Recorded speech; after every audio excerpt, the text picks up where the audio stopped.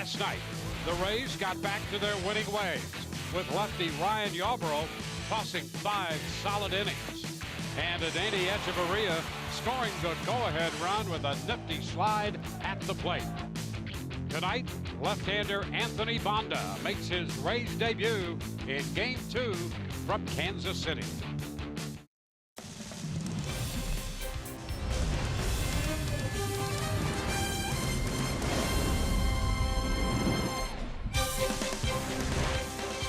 Tonight, the Rays continue their 3-city coast-to-coast road trip. This will be Game 2 of their 3-game series here in Kansas City against the Royals. Kansas City, city of barbecue, jazz, and fountains, and they have 322 feet of a water spectacular across center field here at Kauffman Stadium. Hi again, everyone. Welcome to an evening of Rays baseball with Brian Anderson, Dwayne Stats. Great to have you aboard. Rays winners last night 2-1. Not a lot of offense, but C.J. Cron helped the Rays get their offense started in the first inning with a double. He's done a lot of that lately by getting on base. You know, we'll get to C.J. Cron. That was a heck of a setup, partner. That was outstanding here about Kauffman Stadium. C.J. Cron, let me tell you, since he moved up to the 2-hole, and this is really where his on-base streak started, he has really taken to that spot in the lineup and been extremely productive. 20 straight games he has reached base. 18 times he's done it via base hit. He's had a couple of offers, but in those games, he's been able to draw multiple walks, and you can see he's using the whole field, especially when he's able to get the ball in the air. It is foul line to foul line. Great approach at the plate right now. Been very productive. A 305 average. The on base over this streak, 356. Another young left-hander on the mound for the Rays tonight, Anthony Banda, where the Rays and a lot of folks have been waiting to see him make his Rays debut after 4 wins and 7 starts down at Durham. And I think that you and I are in that crowd too. Cannot wait to watch this young man pitch. And I'll tell you, here's what we do know. This is not his first rodeo. Rays debut, yes, but he had 25 2/3 innings a season ago with the Diamondbacks, including 4 starts. What we know about his stuff, it plays very well. The fastball is going to sit in the mid-90s. He's got a curveball, 12-6, and a changeup. Will we see a slider tonight? That you'll have to stay tuned for, but this should be a good game to watch. Good pitching matchup here between Banda and Kennedy. Well, a young lefty pitching last night for the Rays, a 24-year-old southpaw on the hill tonight. He'll be opposed by a veteran right-hander.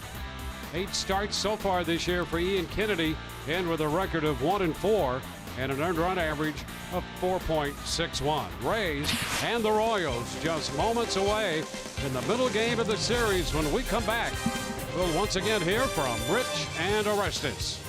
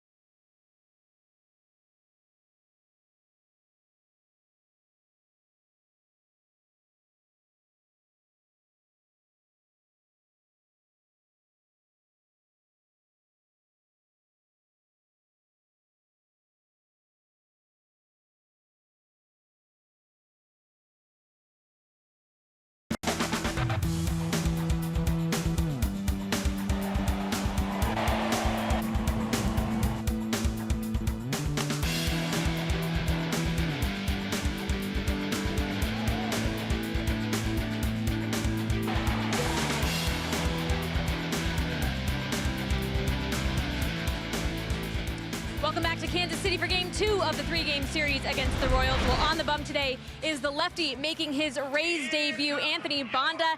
And I was talking with the players. There are a lot of positive words about the skill level that this guy brings to this team. And talking with pitching coach Kyle Snyder and Anthony Banda, here they are. 100%. You know, I'm a starter, so you know you have a routine.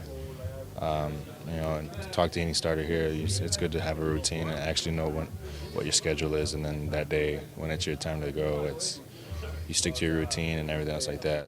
He's a big left-handed arm. You know, I think he's gone down since the end of spring training, really focusing on defining both breaking balls, but a power approach, and I'm excited to see what he's capable of.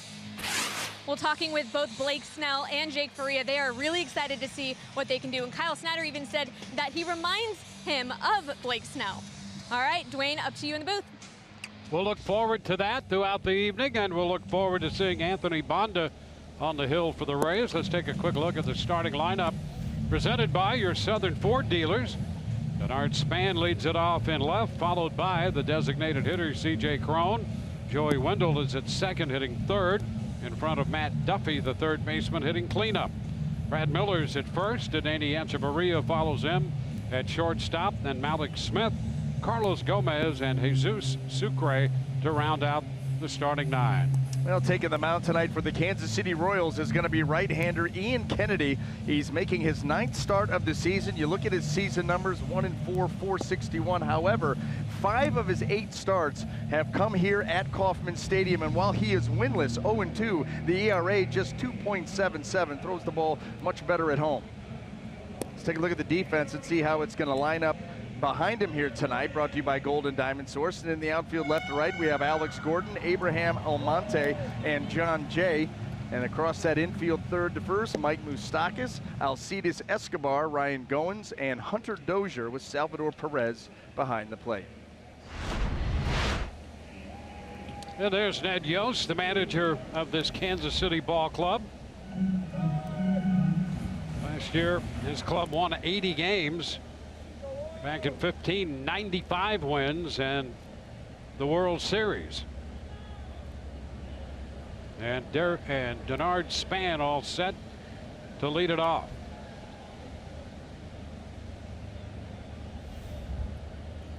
Spann hitting .250 with 25 runs batted in. We're about at the quarter mark of the season, so that would project to 100 runs batted in. How about that? Yeah. That's how clutch he's been. Yep. You know, out of the leadoff spot the vast majority of the time. But boy, runners in scoring position, he's been so very good, taking advantage of every chance that he gets. First pitch, a strike from Kennedy. Fouled right back, 0-2. And this is a place we've often seen Spann, but not too perplexed, not too concerned about hitting with 2 strikes.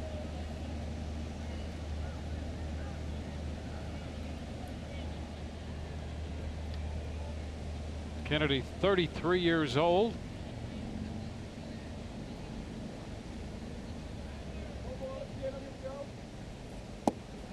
And that pitch is wide. 1-2.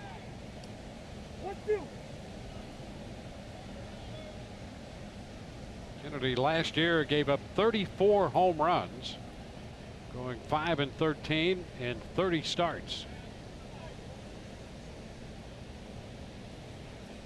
And a breaking ball, base hit right back through the middle, and a single for Spann on a 1-2 count to put a Rays runner aboard. You know, Denard Spann stays so quiet at the plate. I mean, not really anything to do with the stride. He just kind of picks it up, puts it down, and that allows him time to recognize the pitch. Here it's a curveball, and you see him just wait on it and then fire the hands late. Very little unnecessary movement. No big leg kick, no big long stride. Quick hands. Here's C.J. Cron.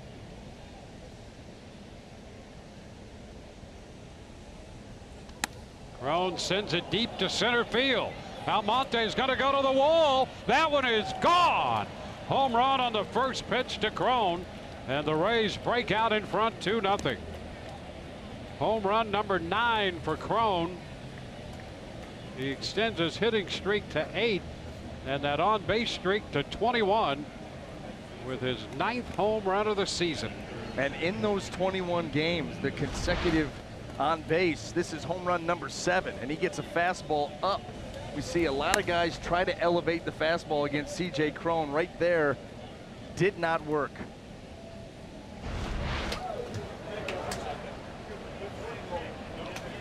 So the Rays strike early on the single by Span and the home run by Crone.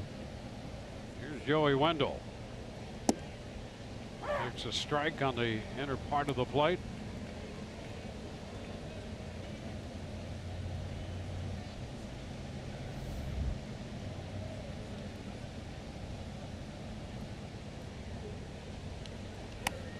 Popped up third base side.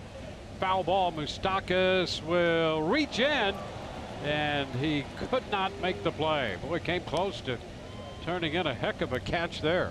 Boy, it looked like that ball may have just dribbled out the end of the glove. I think he got glove on it. Well timed, one last look. Yeah, rattled around and came out.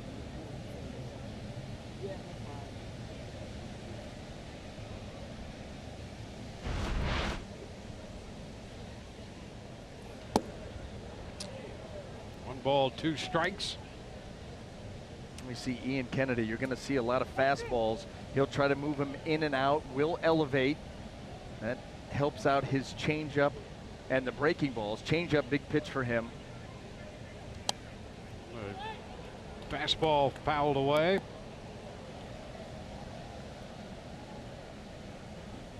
That home run by Crone measured at 433 feet to center field.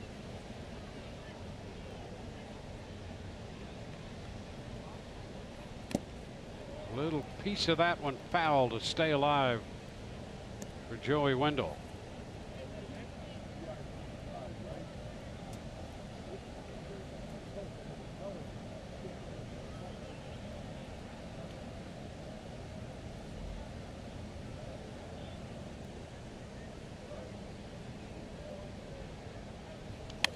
He shoots it toward left center field, slicing toward Gordon though, and he'll make the catch. That's the first out. 2 runs in, 1 out, and Matt Duffy on his way to the plate.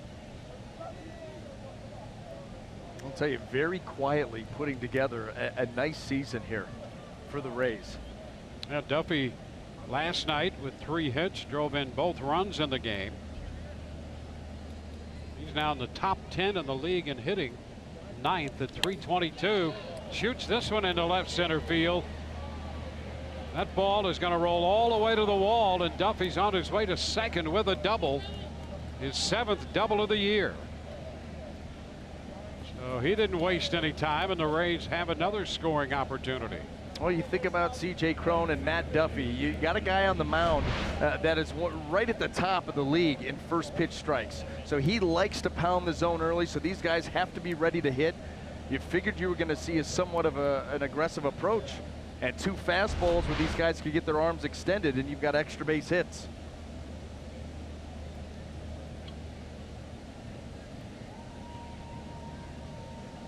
Now Brad Miller.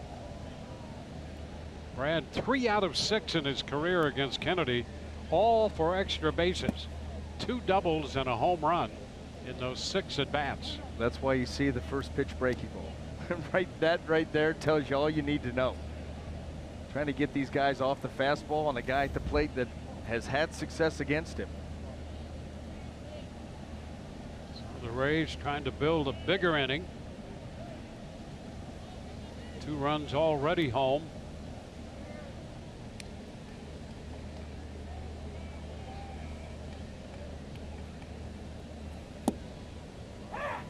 Miller takes a strike. It's 1-1.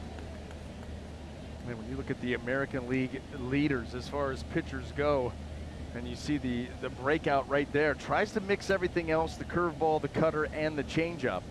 But that fastball kind of leads the way. Once he establishes that, then here come the secondary offerings. And a cut and a miss. Fastball up. 1-2. Well, and just like with C.J. Cron, that's where he gets hurt a lot, because he will try to elevate the fastball, pitch up in the zone to get the swing through with the pop-up. But, you know, there are times where he doesn't quite get it to his spot. It doesn't have that little jump at the end, and that's what leaves him susceptible to the long ball. No chase there by Miller on a pitch upstairs.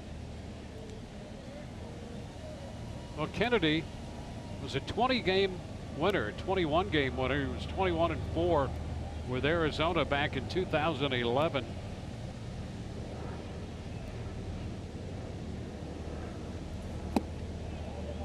Now a full count. This is his third year with Kansas City. They signed him essentially a fly ball pitcher. This is a big ballpark. You've got some outfielders who can go catch a fly ball, and that's part of the thinking by the Royals bringing Kennedy in. A check swing and a foul ball, so we'll see another 3-2 pitch. It's 410 to center, and the alleys are 387 feet.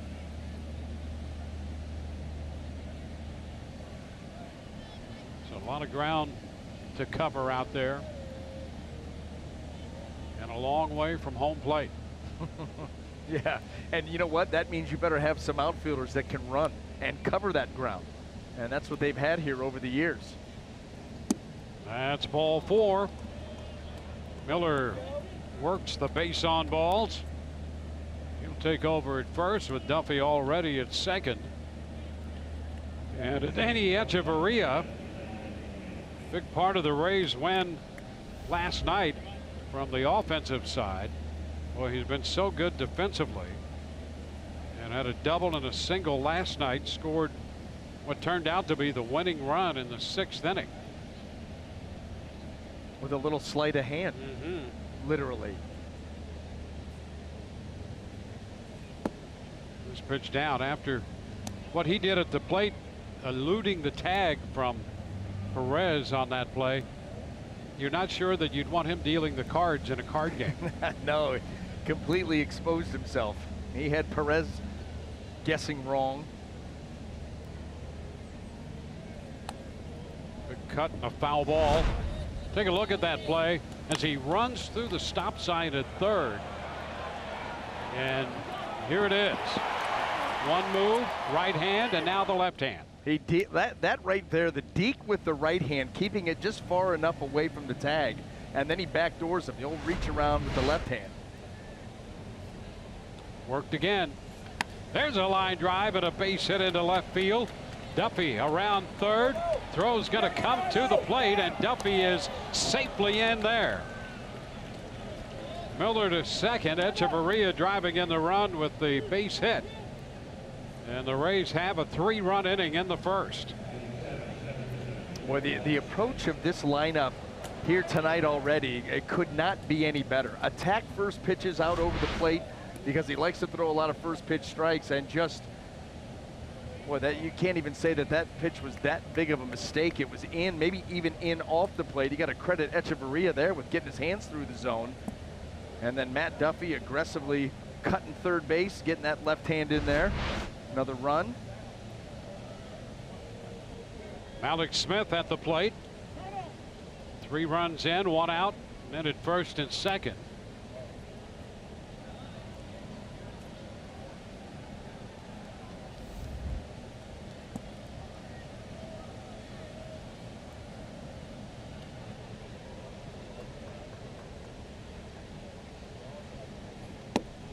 Pitch is outside of all known strikes.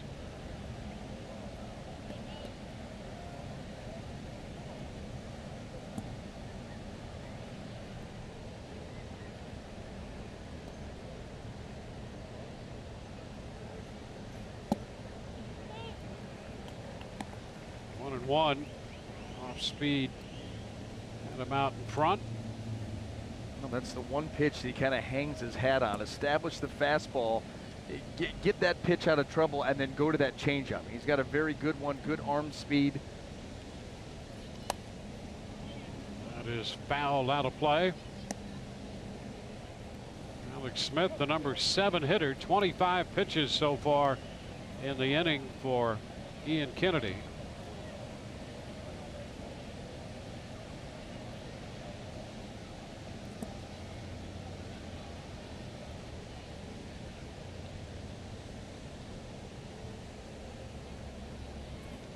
And strike 3 call. Caught him looking there. Now that's the reverse effect of that changeup. You know, you slow him down with a couple of those, and then you hit that same area with the fastball, and you just kind of lock him up. Great location.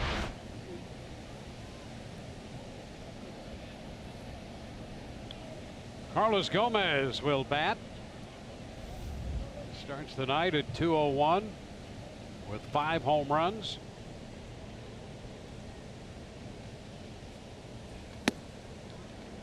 He takes ball 1.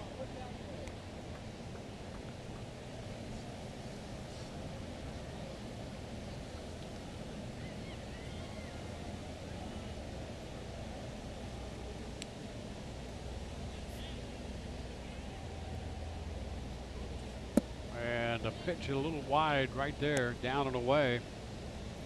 2-0. Well, Sean Barber working the plate tonight. 32-year-old umpire, born in Lakeland, and he will make you throw a strike and then hope.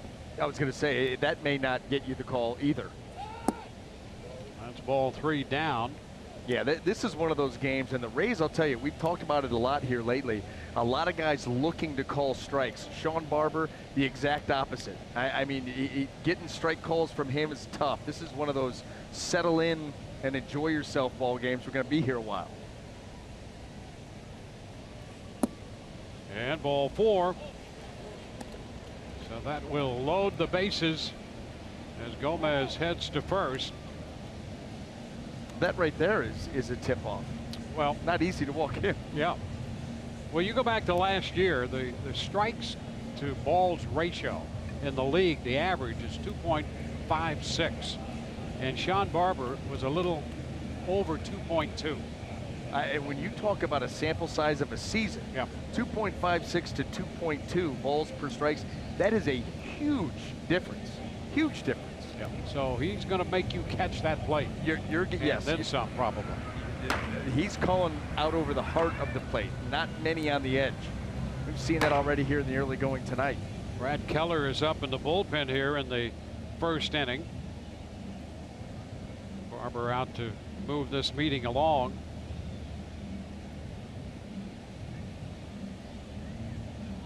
Now 3 runs home for the Rays. They've loaded the bases with 2 outs here.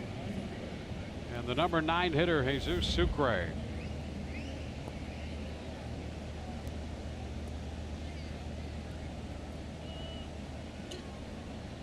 Sucre getting the start for the Rays behind the plate. The pitch is a strike. We're talking about Gomez. That's only the 6th time he's walked all year.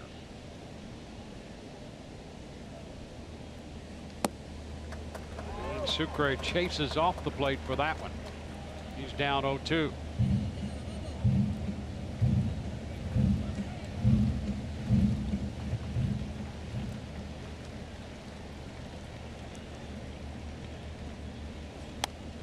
Fouls it.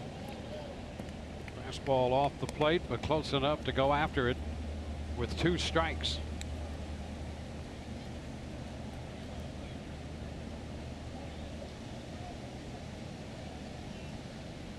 "33 pitches in this inning."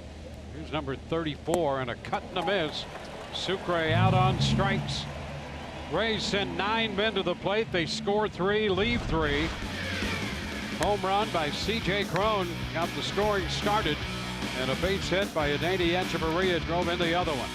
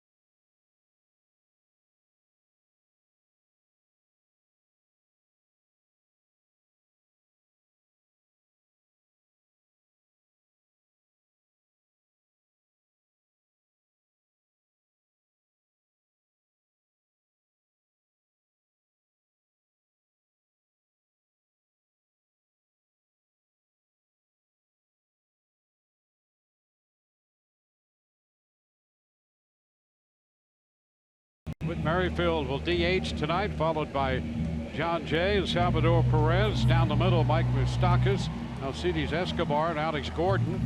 Hunter Dozier will hit 7th in front of Abraham Almonte, and Ryan Goins, a former Toronto Blue Jay, will bat 9th. Well, Anthony Bonda on the hill. Yes, and let's take a look at a scouting report, Dwayne. Going to make his Rays debut. Not his major league debut, but his debut with the Rays was part of that 3-team trade that sent Steven Souza Jr. to Arizona. Anthony Bonda, one of the principals that they got back in that deal. First pitch is a strike at 94 on the inside corner. And the second pitch skied into shallow left. Span coming in. Echeverria's out there, though, waiting, and he makes the catch. And then the second part of that, 4-pitch mix. This is what we know about Anthony Bonda. Up to this point, he's been a fastball, curveball, changeup guy. You even heard Kyle Snyder allude to it in that report by Michelle Margot, talking about differentiating both breaking balls. So the addition of a slider, perhaps, we'll see if he breaks it out here tonight.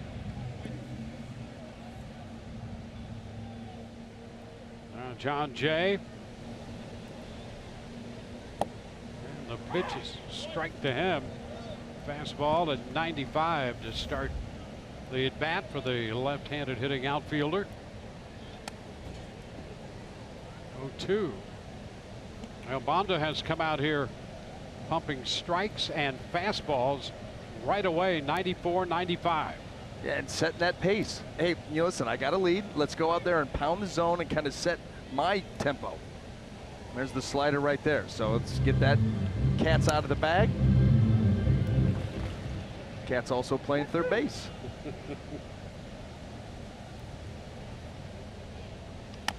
The tapper charged by Echeverria on a short hop and managed to finally get rid of it. Couldn't find the handle immediately, and Jay beats the play. They're going to give him a base hit on that. Yeah, you could call Adeiny Echeverria right there for traveling. That ball got into the glove and he just was running with it. Couldn't get it out. Well, you got to credit the hustle there at John Jay too, and he continues to swing the bat well. An infield hit for Jay. Here's Salvador Perez.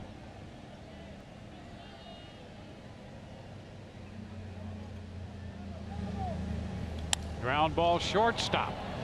Second base 1, first base 2. Echeverria, Wendell to Miller. And we're going to head into the second inning with the Rays leading 3-0.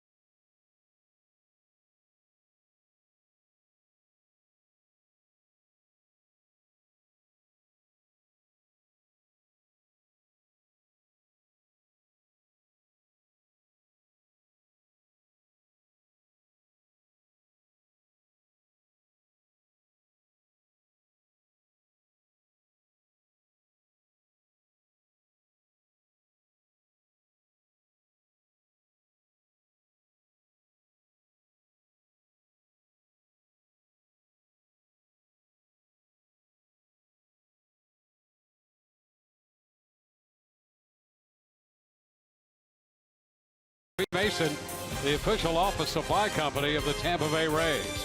And by Geico, 15 minutes could save you 15% or more. on car insurance.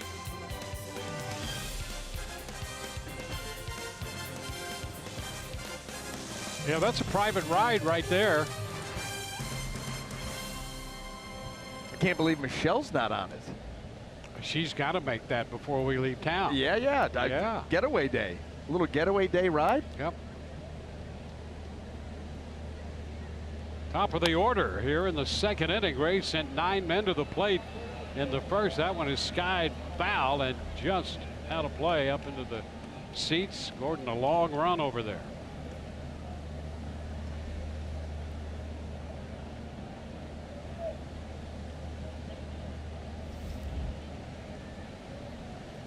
C.J. Crone will be next. And Joey Wendell.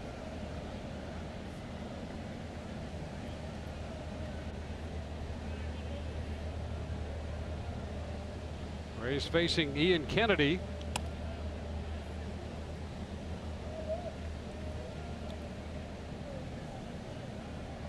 Oh, 2 now. Well, he's coming off of his start against Baltimore at Camden Yards, where he gave up 9 earned runs in 4 innings, 3 home runs in that ball game.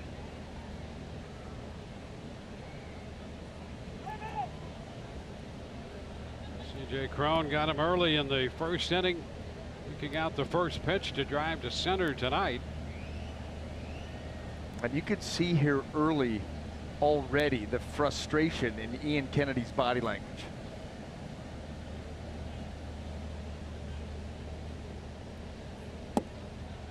But wide there. 1 ball, 2 strikes. He had put together a nice little run, a couple of good starts before that outing in Baltimore. Had pitched well at home. We pointed that out. 2.77 earned run average in 5 starts here. High fly ball. Right center, and Jay comes in. Camped under it for the out.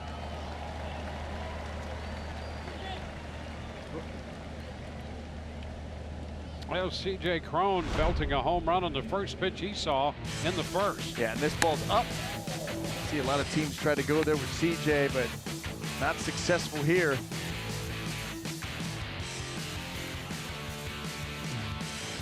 Over 110 miles per hour off the bat there. 433 feet. Takes this one in for strike 1.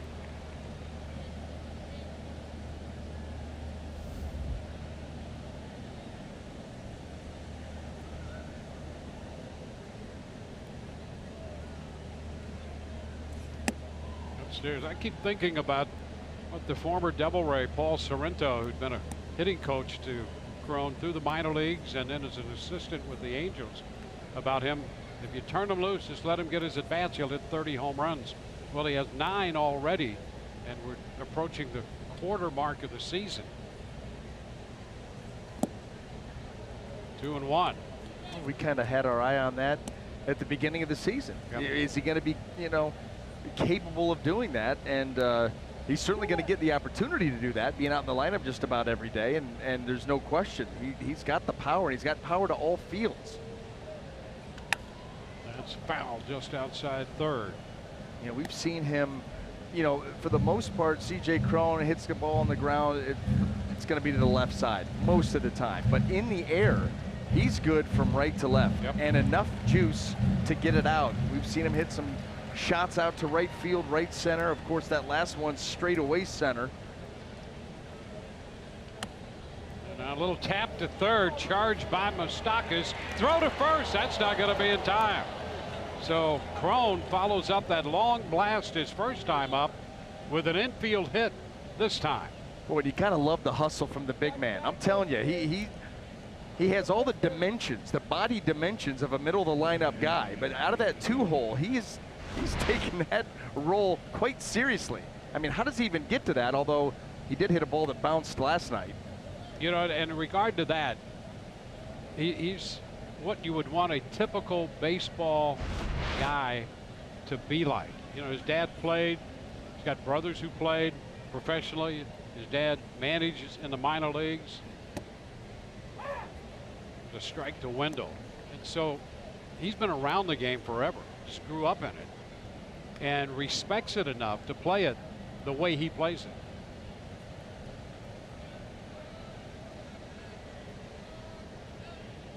Strike count on Wendell. Ground ball foul. You know, really, if you get down to it, he's not only respecting the game, but he's respecting himself by playing it the way he does. And his teammates. Yep, that's exactly right. You know, I mean, it's fun to watch when a guy, you know, the guy at the plate right now plays it the same way, Joey Wendell.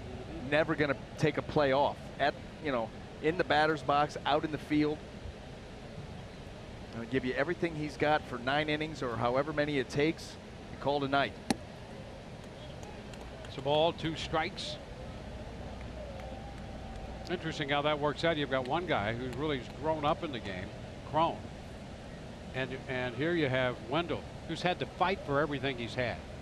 You know, he didn't have scouts knocking his door down. He didn't go to a big college program, went to a small college, then got stuck in the Oakland organization, and finally has gotten a chance to get some pretty regular at-bats and playing time in the major leagues here with the Rays, and he is not wasting it one bit. And he probably had to wonder, am I ever going to get that opportunity? You know, there were 3 different seasons, you know, maybe 2 different seasons with Oakland that, you know, warranted a call-up, a look, and never got it. And so now you go to a new organization hoping that you're going to get it there. And cut and a miss right there. He's out number 2 in the second. Got his timing all messed up right there. Steady diet of fastballs, and then Kennedy drops that changeup at 83, and everything a little bit out of whack.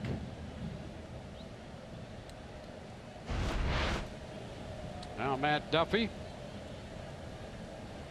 Duffy 3 for 4 last night and a double his first time up tonight.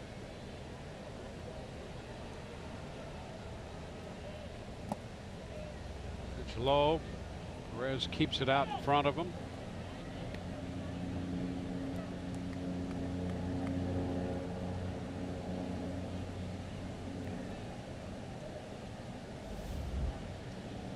Nice little stretch for Duffy here.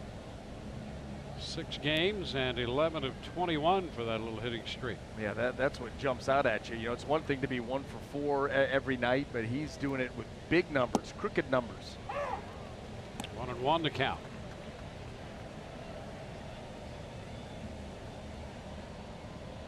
Thrown at first. 2 gone.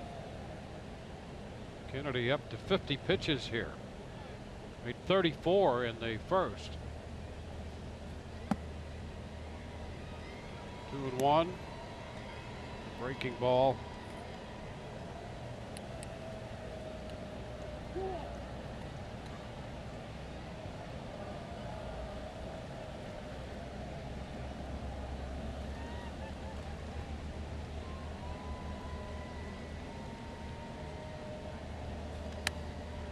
Popped up short right.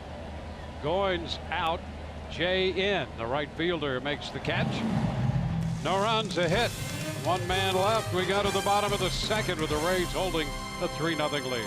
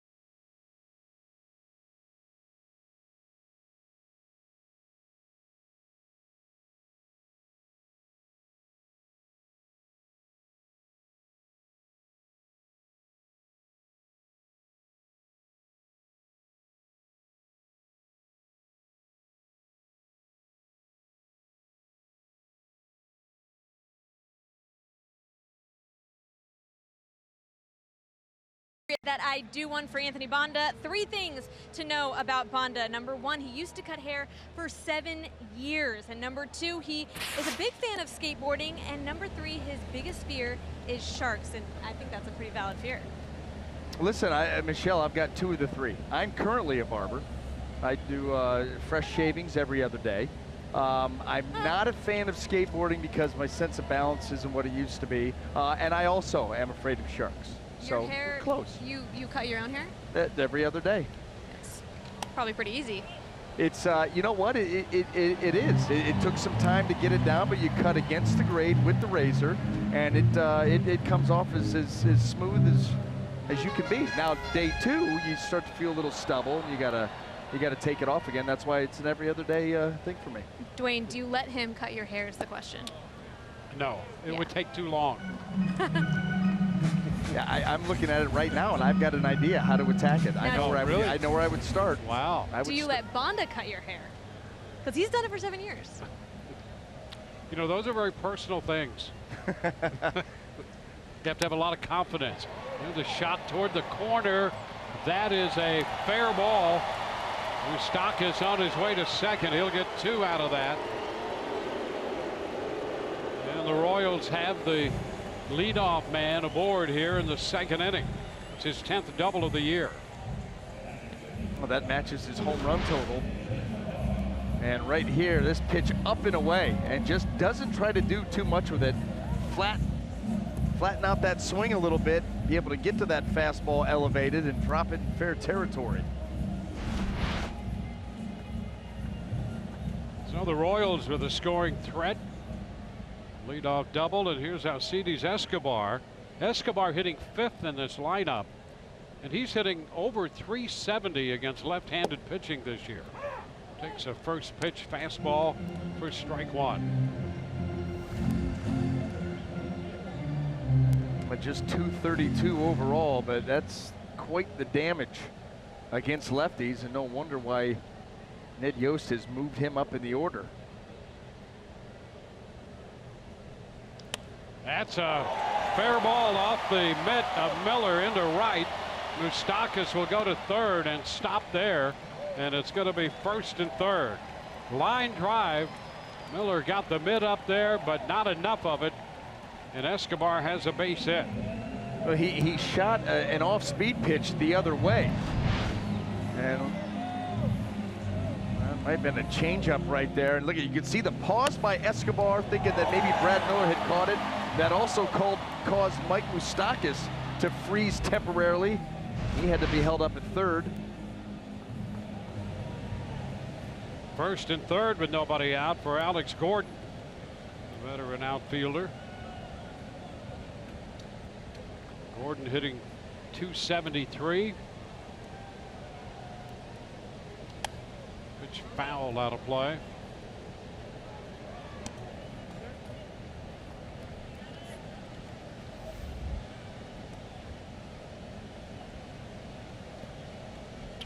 Banda has come out here in the early going, throwing strikes. He's been ahead of like 5 of the first 6 hitters.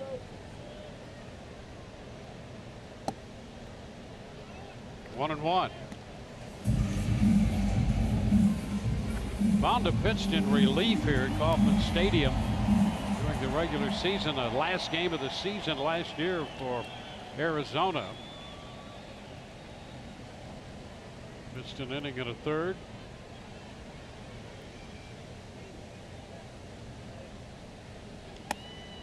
Foul the other way, 1 and 2.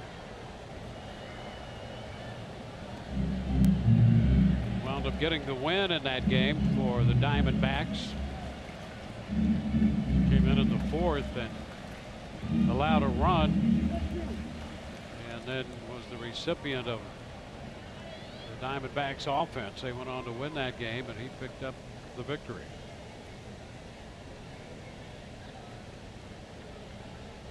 Way up there with a fastball at 94.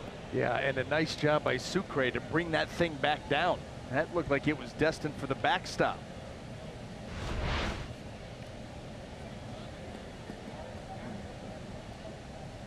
That can't be easy, even if you're anticipating an elevated fastball. To get 94, to get out of that crouch and get that glove up there in time. And that pitch a little bit wide, the fastball, and the count is 3-2.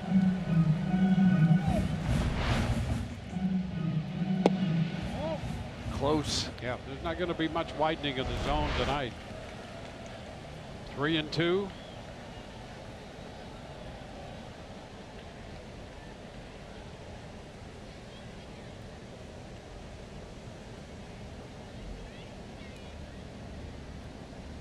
Ground ball first, out there, tag on at second, safe there, the run scores. Moustakas crosses the plate. Escobar moves up to second base. Gordon out. Miller unassisted, and a run batted in for Gordon. Oh, and Brad Miller having to make a quick decision here. Says, I'm close enough, let me get the bag first, and then try to get the tag. Gets the throw over the left shoulder, but Escobar hustling in is able to beat it. Obviously, once you tag first base, now it becomes a tag play at second, a little more complicated.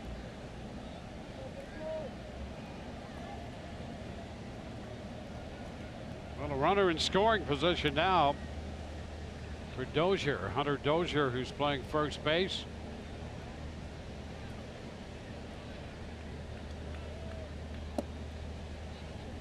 One ball, no strikes. I think Brad was pretty adamant that he thought he could get there quick enough and get it down there, because he was a little bit off the bag, not that far. You know, you get the guy at second, you're probably not going to get Gordon at first, but at least at that point, you know, there's no runner in scoring position, but you got to make those decisions so quick. Yeah, and part of that has to do with how sharply the ball was hit or not, and where you are in regard to that runner. If you can get out there to create an angle to make a good throw to second. And actually, by doing it, by going to first initially, the angle to second was even tougher. Yeah. Because now he's straight in line with them. Right. Instead of being in just a little bit. But you're right. Listen, it's a thinking man's game. And you start it with the kids when they're young, saying, okay, listen, everybody, these are where the runners are. There's one out. What do you get? You ask the question, what do I do if the ball's hit to me? Yep. But then even if it is it hit sharply? Do I have to charge it? Do I have to, I mean. Yeah. And you know you've got the shore out at first. You're going to take that. Yeah. Which is what Brad Miller did there. I think there was a little concern that if he did take a little more time and another step or so and then go to second, could be close there. Do you get anything at all? So you have the lead. You take the out at first. It's 3-1. And go to work on Dozier. And he sends a fly ball deep to center. Alex Smith is going to have room. He'll make the catch. Back to tag Escobar. He will go to third and be there with 2 outs. So it's a 3-1 game with a man at third and 2 outs here in the bottom of the second.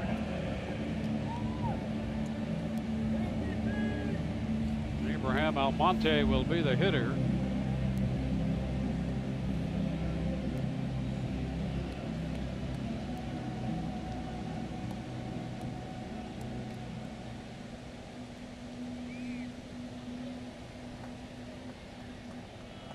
Almonte playing center field.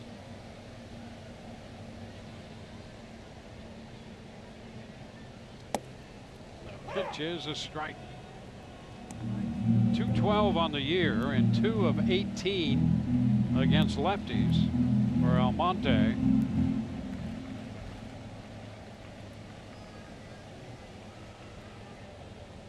One of those 2 hits, a home run. Foul ball coming in on him. That was 96 from Bonda.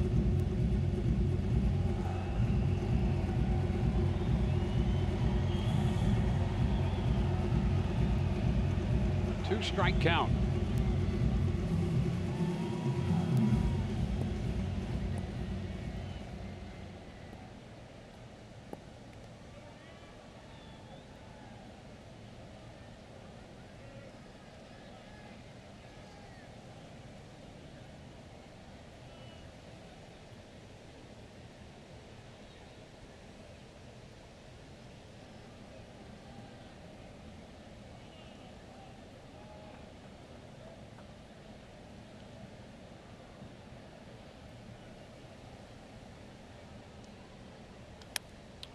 Out of play the other way.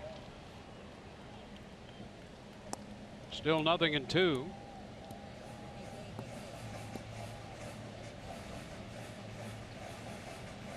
Bonda spent a good part of the spring concentrating on mechanics and limiting bases on balls, and as we mentioned at the outset, developing that slider.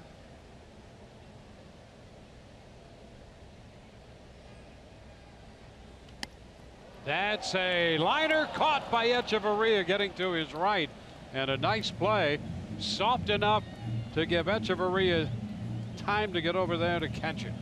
1 run scores, 2 hits and a man left.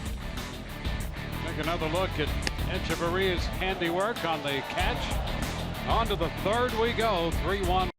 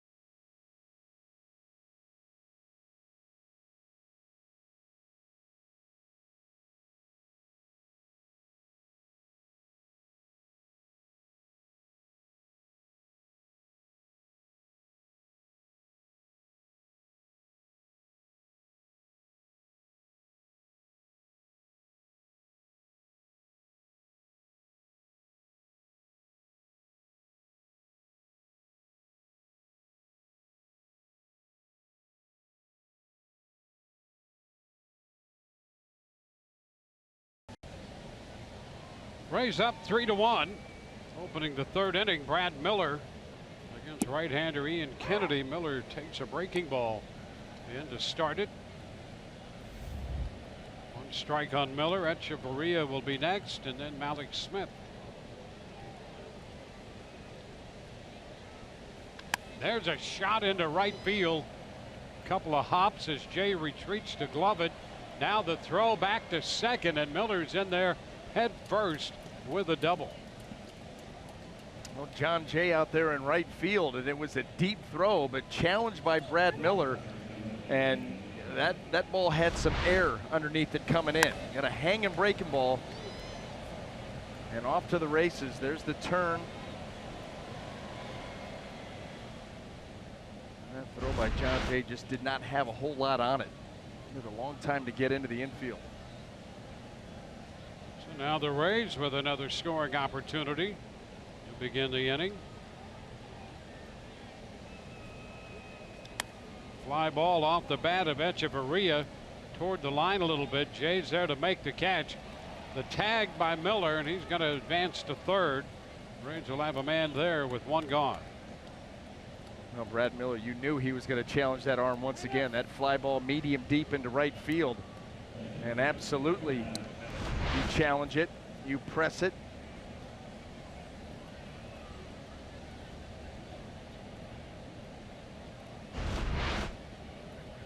Well, Malik Smith will be the hitter, and the Royals bring the infield up.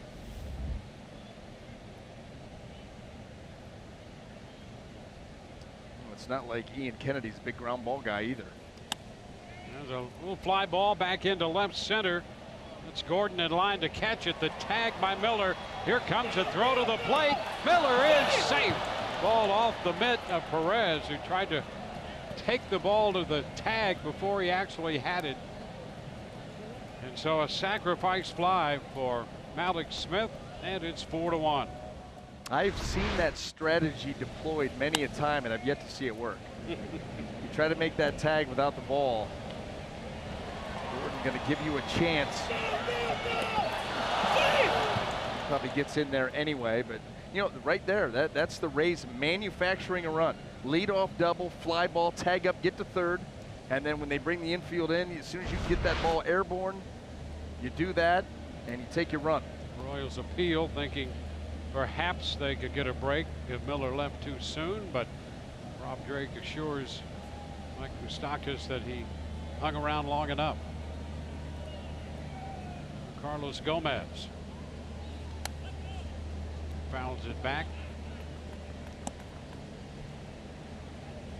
Well, the first 16 hitters of this game, the Rays have had 8 base runners, 6 hits, 2 walks, 4 runs.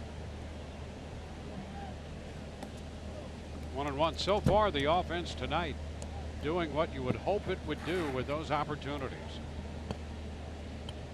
And for the longest time, when they've had this little bit of a down slide, they've not taken advantage. But tonight they've had a good approach. Chad Mottola has these guys prepared, ready to go. There's a strike 1 and 2.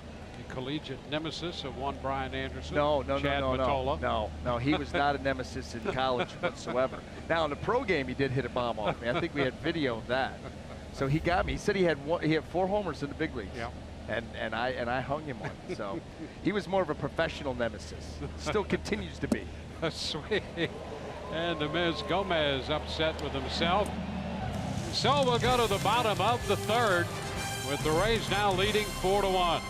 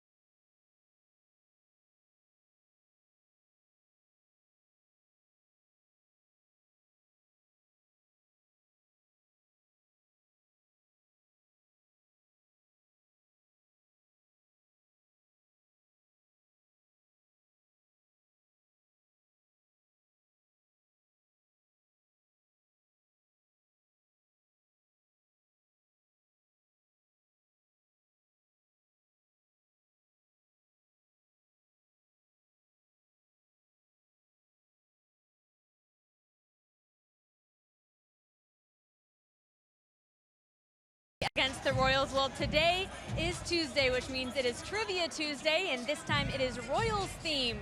Here is your trivia question. Which Rays coach played for the Kansas City Royals? Is it A, manager Kevin Cash, B, hitting coach Chad Mottola, or C, pitching coach Kyle Snyder? We'll tell you later in the broadcast, guys. Ryan Goins leads off the inning, going after the first pitch. Sky toward the left field line, foul now, and Denard Span is there to make the catch. We're going to have to wait a little bit, and I know you're fired up with the trivia question of the night. All the chips, Dwayne, all of them are in the middle of the table, just waiting to be just turned into lots more chips. Cashed in. Yes. No hesitation whatsoever. Whit Merrifield at top of the order. There's 2 of the 3. Yeah, 2 of the 3 right there. Kyle Snyder, Kevin Cash. You're trying to convert one of those into cash if you're right. Oh, it's going to all come full circle. Yeah. I promise you that. Merrifield pops it up. It's Miller making the catch in from first behind the mound. So a couple of quick outs.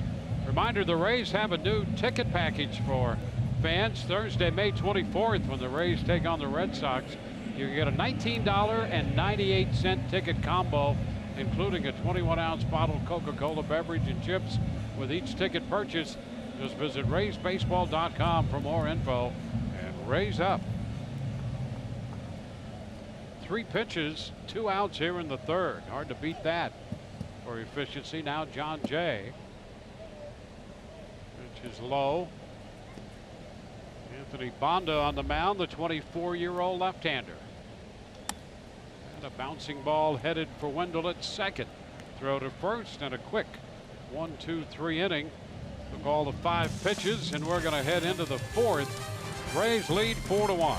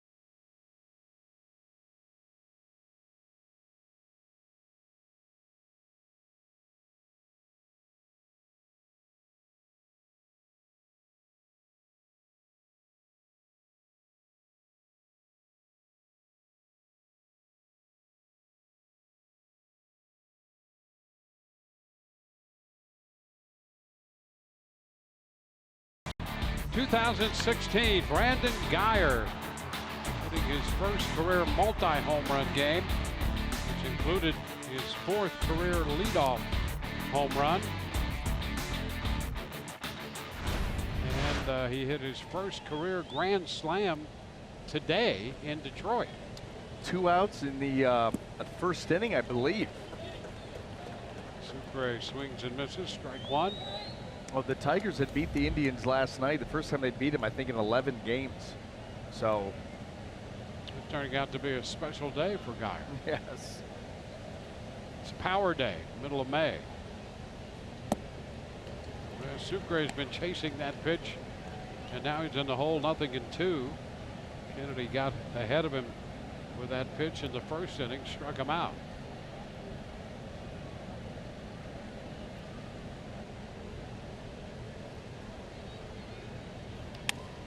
Tap to second. Kennedy kept it away from him and gets the ground ball.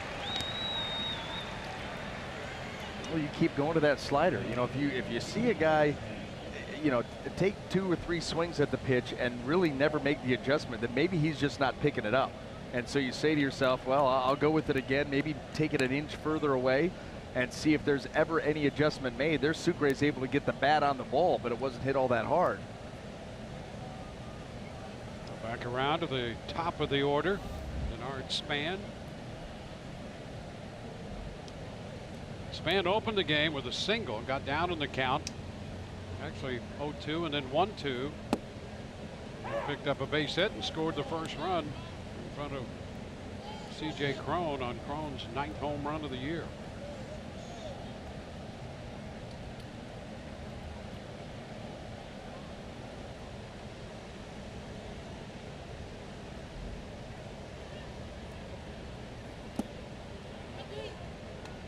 1.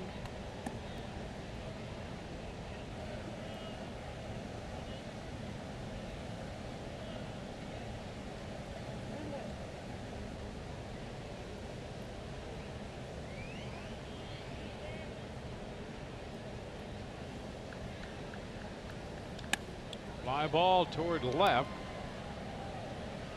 It's Gordon. 2 up, 2 down. Gordon in center field last night, left field tonight. Veteran outfielder with a lot of hardware for his defensive work. 5 Gold Gloves. And here's C.J. Crone, who hit the home run the first, a single infield hit in the second. 1-0.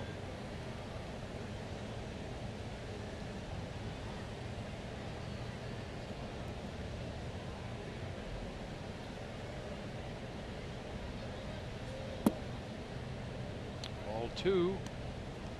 See the adjustment being made here by Ian Kennedy. More off speed, more sliders, more changeups. You know, question, is it too late? You know, the Rays jumped them early. There's another changeup. And it's 2-1. C.J. Crone got it started. Now he's seeing all the soft stuff. Just a little piece of that one. The curveball. 2-2. So he has gone slider, changeup, curveball. Well, Crone hit the fastball 433 feet his first time. There you go. We'll go to something else. Yeah. Use that as a show pitch now. And strike 3 call. I'll show it to you for strike 3. Got it at the bottom of the zone. 3 up, 3 down. 4-1 Rays.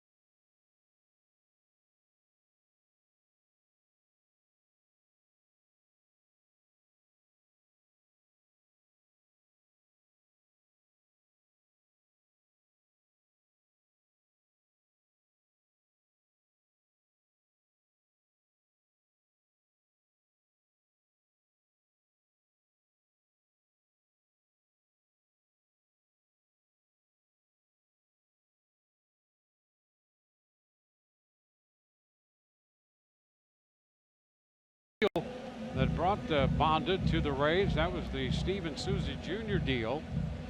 And Bonda, after 7 starts at AAA, 4-2, got to start here with the Rays tonight. Nick Solak also part of that deal. He's playing at AA, hitting .318 there. A couple other guys recently coming over to complete that deal. The pitch to Salvador Perez is down. Colin Poche, pitcher who's at AA Montgomery now for the Rays, and Sam McWilliams, who's pitching for the Charlotte Stonecrats. Well, and if you could get a piece out of that deal, a guy like Anthony Bonda that can slide into your rotation, a power lefty. Left side, deep short, long throw. Echeverria with the catcher Perez running a little extra time, and he makes the play. Nicely done. Yeah, what a boon that would be. You know, those guys don't grow on trees. They don't come by very easily. So you know, you start to think about the developing of that slider too, where you become a 4-pitch guy with a fastball sitting in the mid-90s. That Blake Snell comparison dropped a little earlier by Kyle Snyder, courtesy of Michelle Margot. Obviously not. Stock is in to right and coming straight in, Gomez. That's a nice play by Gomez and right. You just keep coming. You get a good break on it. The ball wasn't hit hard. You got to recognize contact. And he plays hard all the time. You know, after he struck out his last at bat, he was not happy at all with himself or his equipment. Yeah, and he let that be known to everybody. But I'll tell you what, he doesn't take another one of those guys that doesn't take a play off. He's always going to give you max effort. Yeah, and wherever he's played, and he'll be demonstrative that way, and sometimes people like it, sometimes they don't. His teammates, everywhere he's been, say the exact thing that you just said. They know he's given 100% all the time, and they like him. He's a likable guy. He is, absolutely. Escobar, a strike to count to him. Now 0-2. Can run a little hot sometimes, but so can we. Yep. It's part of the fun. Part of the human condition. That's it. Just keep them guessing. Here's the 0-2. This one down. Well, you know, the Rays have reason to believe that those last two pitchers they acquired to complete the deal, McWilliams and Cochet, I think they feel as if at some point in the future, you know, one's an A ball, one's a double A now, that they are legitimate prospects they're getting in that deal, as well as the headliner, Bonda. And a swing and a miss. Escobar out on strikes. 3 up, 3 down. We're going to go to the 5th with the Rays leading 4-1.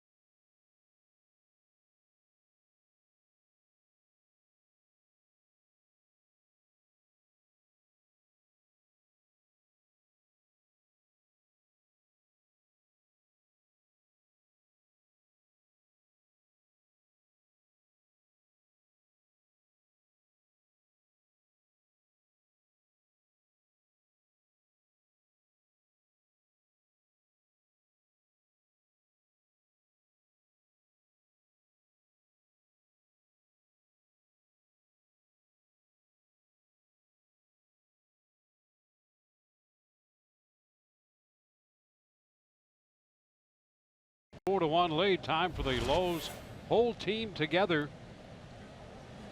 Kansas City Royals ended 13-28, and their team ERA at 5.46 on the bottom.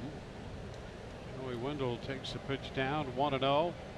Starters, bullpen. I mean, you pick it. It's been an issue for them. Yeah, giving up a ton of hits. They don't have swing and miss type stuff, so you're seeing the strikeouts per 9, dead last in the majors. They have to rely on command, impeccable command for success. Don't have a lot of margin for error. And And a pop up on the infield. Down from first is Dozier. One away. Well, I'll tell you what, when you've got a pitching staff, you want that staff to kind of set the tone. Go out and take control of a game early, settle in, let your offense go to work, and win ball games. Play good defense behind them. But when you're getting tuned up early and often, and you can't really rely on your starters, and then when you go to the bullpen, that's a coin flip on any given night. That makes it really tough to consistently compete. Matt Duffy, 1 out of 2. 1-0. Well, to play, even when you have a great offense, to consistently play from behind, it's difficult. And if you don't, it's even more difficult and discouraging at the same time. 1-1. The Royals right now 15 games under. That is a season low for them.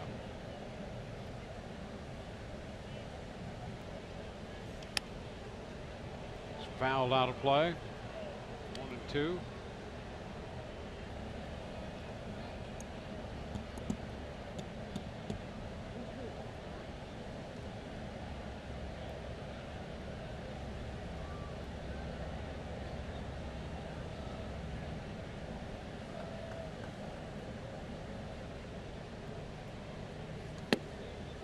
Upstairs a little bit.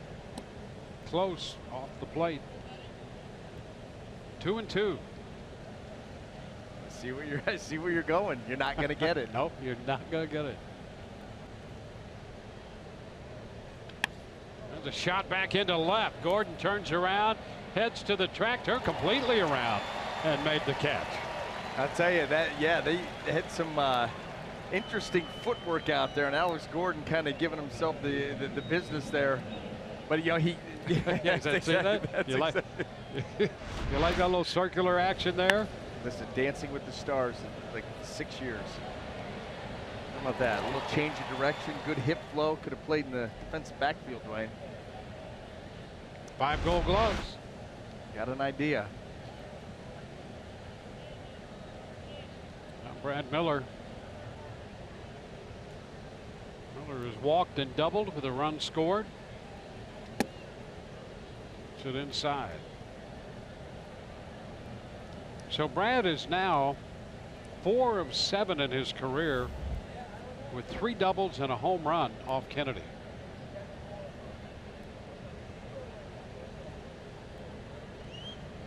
And for the second straight pitch, fastball in off the plate, 2-0. Brad Miller loves to get his arms extended, as most hitters do, but Brad especially. So he's trying to do something different. Stays in there. 3 consecutive pitches off the plate end. And if you end up walking him, then maybe the next line of thought, the next way that you approach him, just stick one off his thigh. First pitch. He's going to end up on base anyway. At least he's only on first, and you don't have to waste a bunch of pitches. Ball 4, so he walks him on 4 pitches. Yeah, that cost you 4. You could have saved yourself 3 of them. An efficiency expert. Well, yeah, well, listen, the analytics. Why waste them? Yeah, there you go. Well, that's a trend. You're getting with the trend. As a starting pitcher nowadays, I mean, you've got to be a guy who is either throwing the game of his life or a very established veteran to get up to 110 pitches, 110 even. Yep. You know, so you don't have sometimes very many to play with and make them count. There's a ground ball by Echeverria down to third. Moustakas will make that play, and the Rays leave a man. We go to the bottom of the 5th. It's 4-1.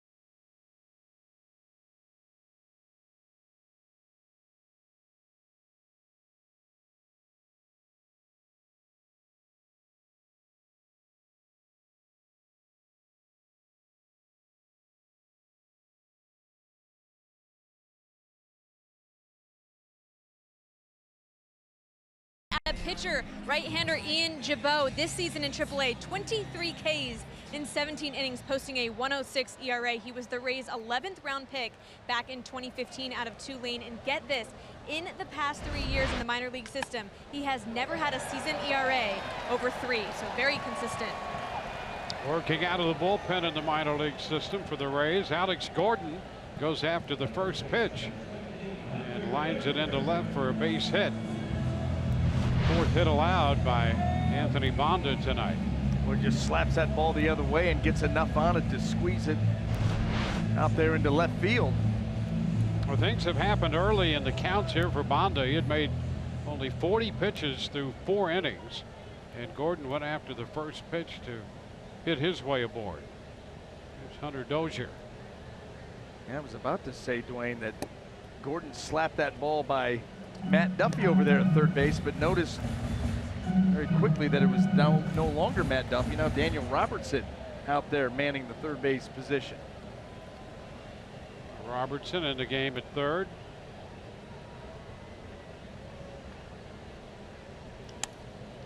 Fly ball center field, that's going to drop in there. Down to second goes Gordon. Dozier picks up his first hit since returning to Kansas City this year, coming up from Omaha. Now 5 hits. Bonda, a bit of a spot here in the 5th inning with a 3-run lead. Abraham Almonte will be the hitter, and he becomes the potential tying run. These Kansas City hitters have made the adjustment, noticing that Anthony Bonda has come out just pounding that strike zone. Been very efficient with the pitch count, so they're up there swinging early. Almonte puts down the bunt, and a good one. Robertson in, makes the throw to first. The runners go to second and third. Robertson in a hurry from third to get Almonte on the bunt. I'll tell you what, Abraham Almonte, that's a tremendous bunt. You talk about first and second trying to get one down, and he keeps it just inside the third base line, gets it deep enough to force the third baseman to come a long way to make the play. And you got to credit Daniel Robertson for getting there, avoiding traffic. You see he's picking that ball up with Anthony Bonda running right over the top of it. Keep your composure, concentration. Kyle Snyder's headed to the mound to spend some time with the young left-hander. Second and third, 1 out, and Ryan Goins to be the hitter. The Rays with 4 runs tonight. Kansas City scored in the 2nd inning when Moustakas opened with a double. Third on the base hit by Escobar, scored on a ground ball by Gordon. An extended visit here by Kyle Snyder with Anthony Bonda.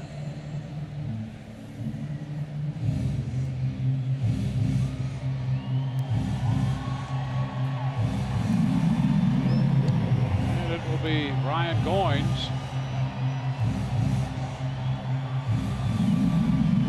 Goins lifted a fly ball foul down the left field side, caught by Denard Span in the 3rd.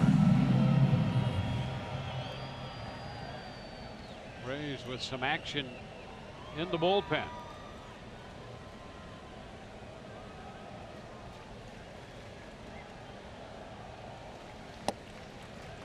Fastball away. 1-0.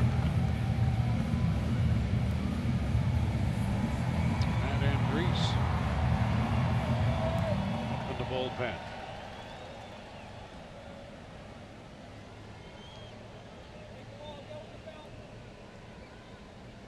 Ground ball, that's headed to short. A run will score. Echeverria takes care of the out with a throw to first. Gordon crosses the plate. Dozier goes to third. Goins making contact to get the run across. So it's 4-2. Well, the way that this inning started and that bunt by Almonte, Anthony Bonda right here can put an end to this inning. You live with it. He has the dangerous Whit Merrifield up here. Merrifield hitting .287 for the year. Hit a home run last night. 4 home runs on the year, and all 4 have come against left-handed pitching. So be careful of this guy. Pitch is down.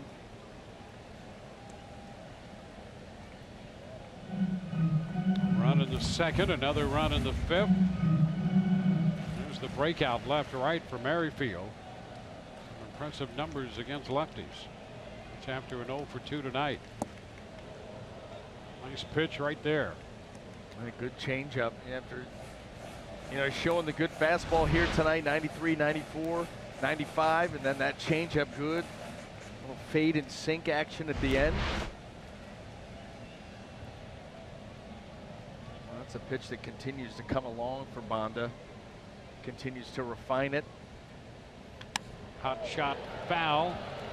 Oh, that was a heck of an effort right there. Good idea. Yeah, retreating to try to get the hop that he wanted.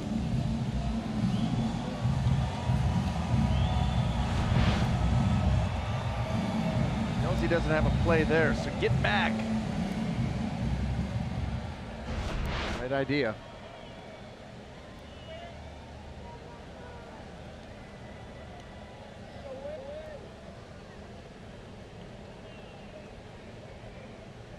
One and 2.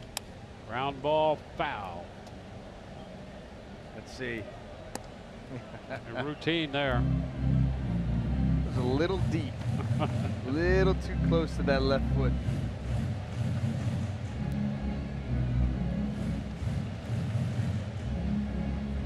That glove could use some work too.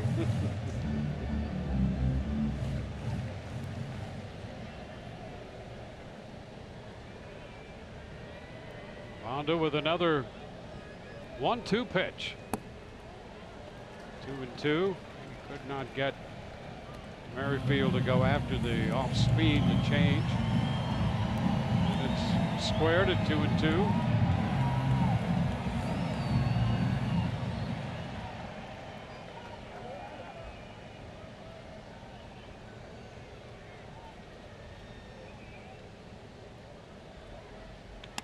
And a liner into left. That's going to be a base hit. The run scores. Merrifield's going to dig for second. Throw down. He is out at second base. Wendell put the tag on him. The run scores to make it a 1-run ball game. And the Rays cut down Merrifield, trying to stretch it into a double. So a single for Merrifield, a run batted in. And the Rays in the inning with Wendell applying the tag. Nice play by Span, and the throw back in. 4-3 Rays through 5.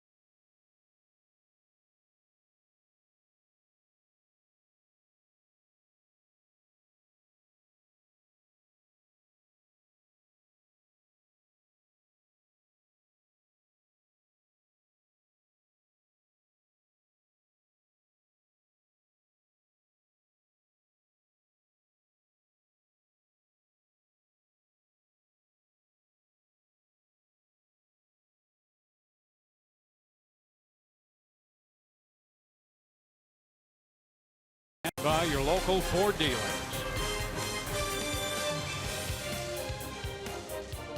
One-run ball game now.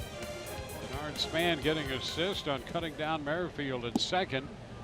The 6th inning underway as Malik Smith attempts to bunt and missed that pitch. Strike one. Smith, Gomez, and Sucre due up against Ian Kennedy.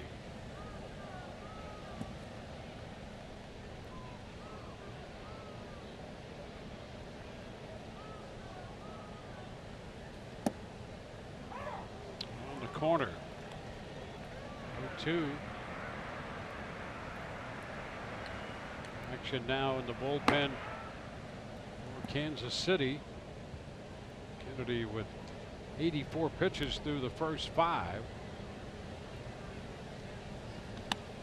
That's a base hit into right. Smith will challenge Jay, and the throw will not be in time. So a double, and Smith takes advantage of his speed, and the Rays have an instant threat right here.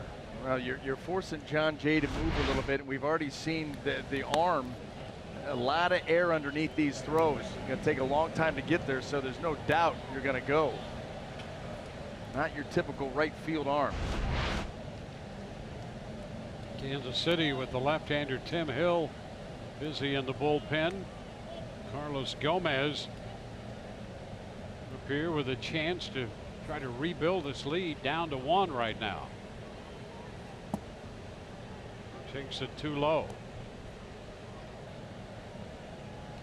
Alvarado up in the bullpen for the Rays. When you look at the way the Royals lineup sets up, Jay, Perez, Moustakas.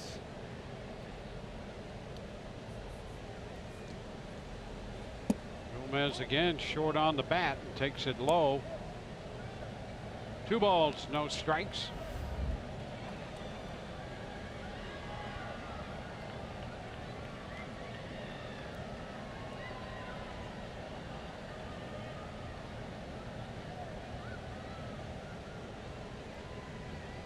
Now he swings away, a little tapper. They're going to let it roll, and it's a foul ball. Well, what a heads-up play by Mike Moustakas. If he feels that, not only does Malik Smith get to third, you may not get Carlos Gomez at first. And realizing, you know what, there's no play here. Take advantage of that little ledge coming off the grass.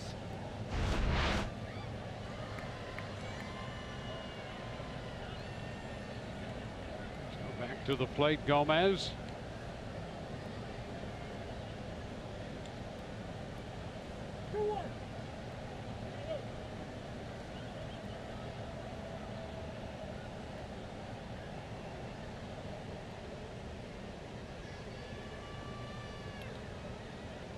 Pickoff play at second, a turn, but no throw.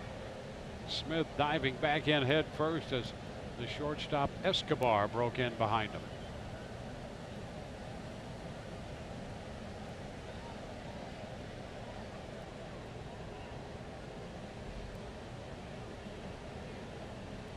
And the bunt.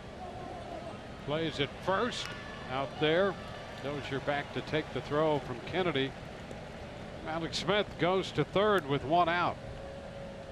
Well, the Rays back to small ball, trying to get him over, get him in. Runner at third, 1 out. This is where it gets interesting now, because Ian Kennedy has punched out Sucre, and he's also got him to hit, ground out softly to second base, and all because of that slider. Let's see if the adjustment has been made. Well, the infield will be in. Sucre's been behind all night. At 0-2, fouled a pitch and struck out in the first. 0-2 and hit a ground ball to Goins at second in the 4th. And he lifts one up the right side. Jay into foul territory, and that ball is out of play. Fan down there along the railing seemed to maybe reach over, but Mike McClinsky, the first base umpire, up that right field line, called it out of play.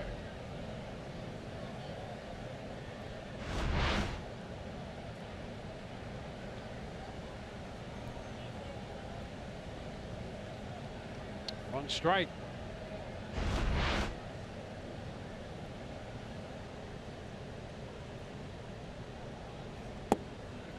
away from Sucre, and he lays off. 1-1.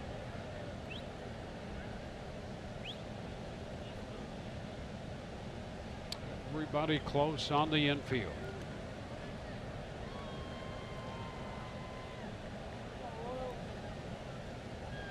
They scored 3 in the first. They got another run in the third. An opportunity for more in the sixth. And there's the bunt with a runner coming down the line. No place to go except first as Malik Smith scores standing up. And boy, if you execute it perfectly as the Rays did, no way to get Malik Smith at the plate, and they pick up their 5th run. And how nice when the guy that's executing it is your catcher. And boy, did he drop down a dandy. You keep it away from the middle of the field. The only time we've seen that play thwarted at all, only chance you got, right back to the pitcher hard, and it's got to be a perfect bang bang play. But you see the angle to the right side, no chance to get the speedy Smith, get the run back. 5-3 Rays. Run batted in for Sucre, and now a shot off the bat of Span down the line. That is a foul ball. Boy, Span making a bid for his 4th home run, and just foul. A long strike.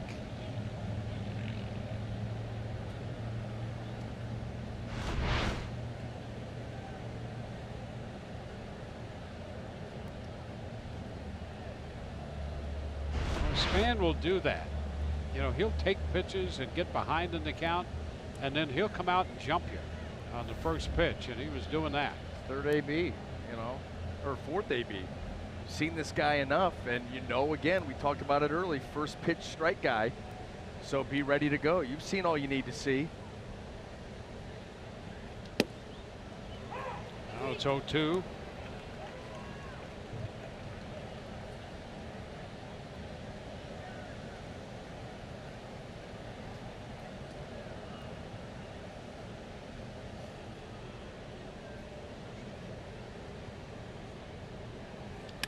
A foul ball back a third down the line, and that's going to drop foul.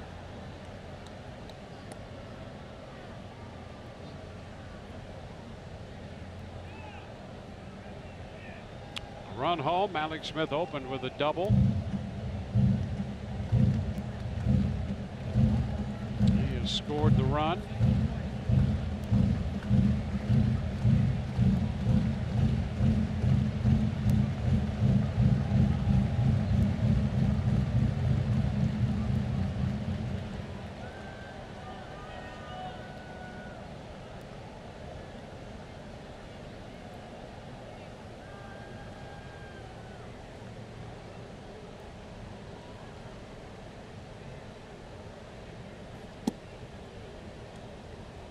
Ball, 2 strikes.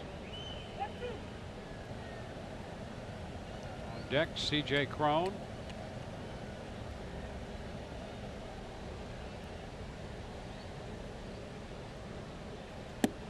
Brings him back a bit there, 2-2.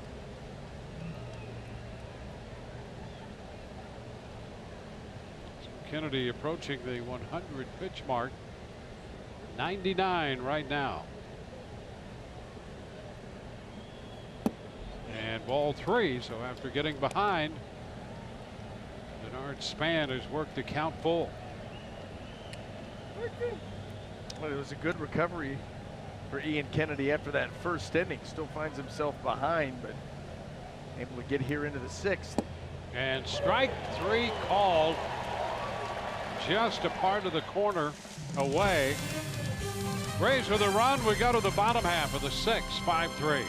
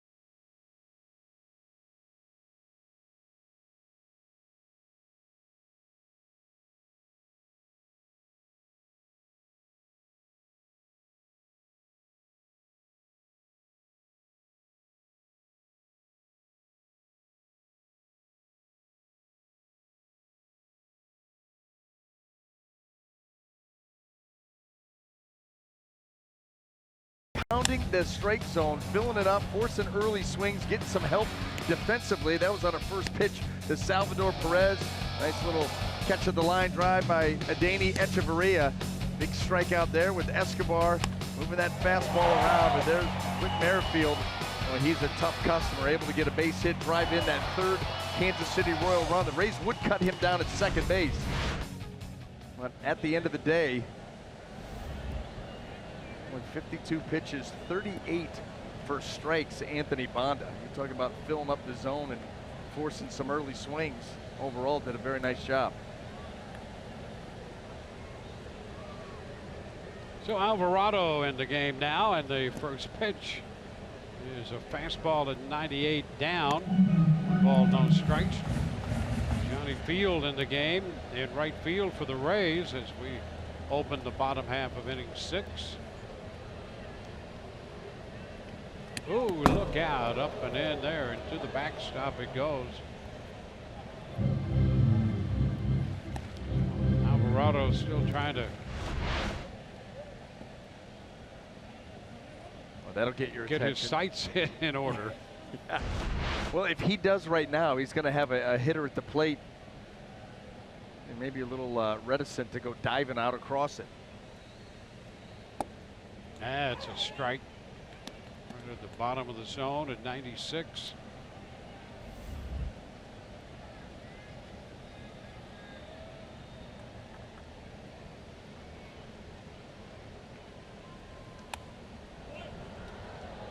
Fastball foul the other way.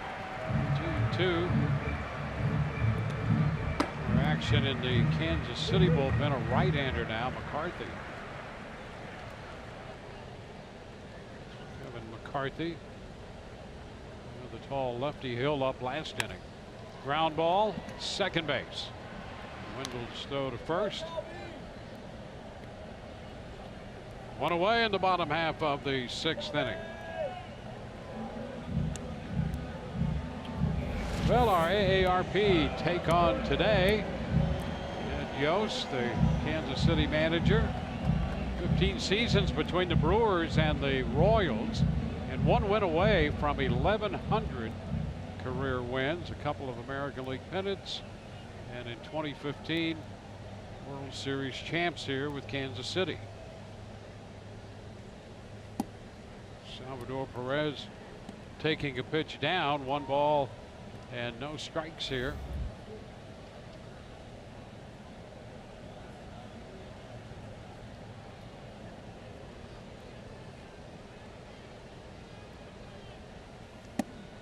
Pitch up, 2-0. Boy, the Royals just happy to have Ned Yost healthy after decimating his hip. He broke his hip in a fall from a tree stand over the winter.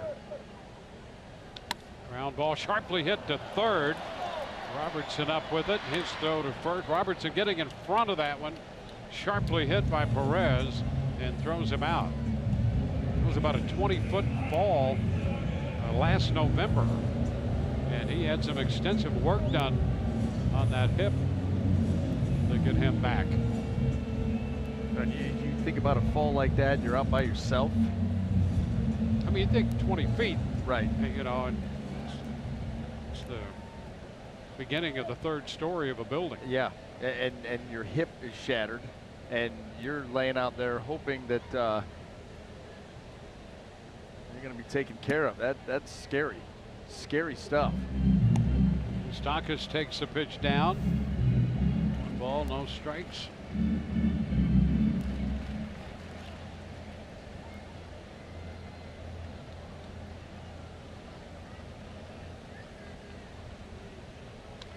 Ground ball, right side, going to go through. And Stockus picks up his 2nd hit of the night. Continues to swing the bat well. That batting average been hovering around 300 all season long, probably up and over it at this point. Pretty close. 10 home runs, 29 driven in, finds a hole on the right side, keeps this inning alive.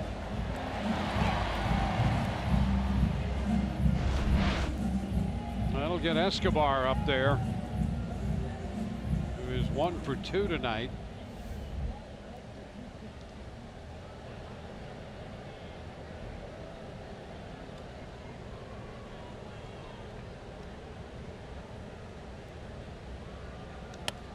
After the first one, it lofts it up the right side, headed for the seats. Foul.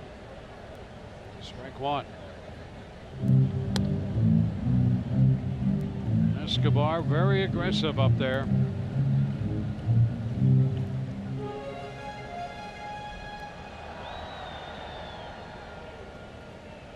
And Alvarado with the high octane fastball.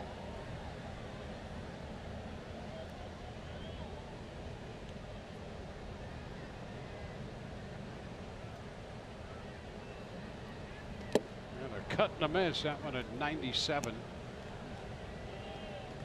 0-2.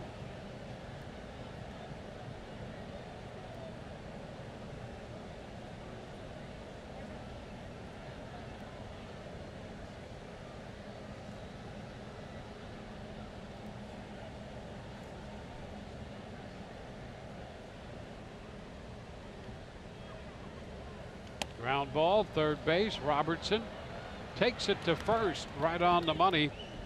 No runs, a hit. C.J. Cron's going to open the 7th when we come back. Cron to lead it off with the Rays up by 2.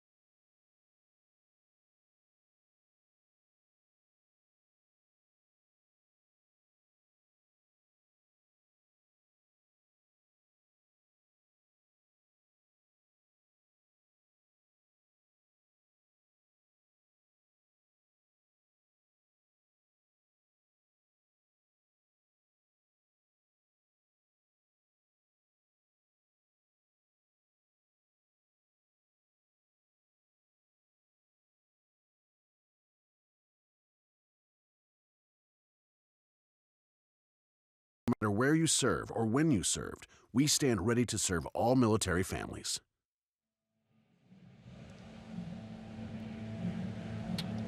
Walking to the dish is C.J. Cron to open the 7th inning.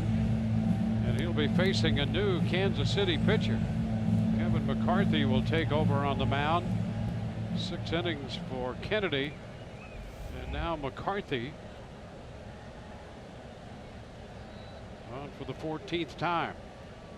Just 7 strikeouts in 15 2/3 innings. We talked about this Kansas City Royals staff not big with the strikeouts.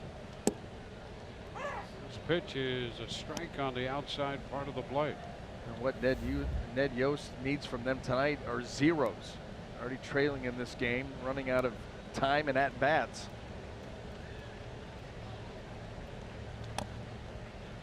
0-2.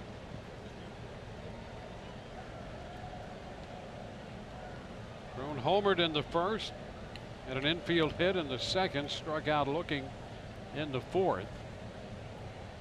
Faces McCarthy for the first time. Ooh. And a strike up and on the outside part of the plate. Well, as soon as you talk about the fact he doesn't strike anybody out, what do you think is going to happen on 3 pitches? How about this? 94, and look at that movement. Just a late little slide back to the outside corner. Very well executed fastball. Get some good arm side sink and run with that heater. Also features the curveball, a slider, and a changeup. starters repertoire. Wendell takes a pitch down.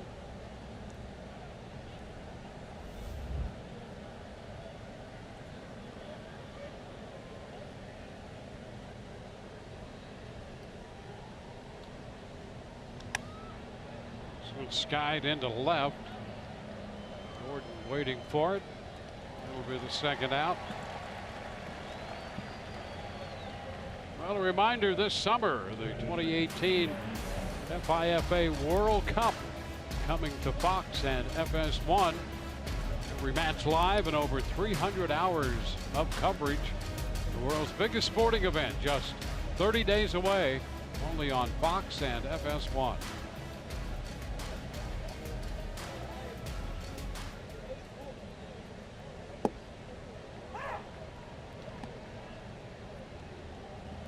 Daniel Robertson batting for the first time. One strike.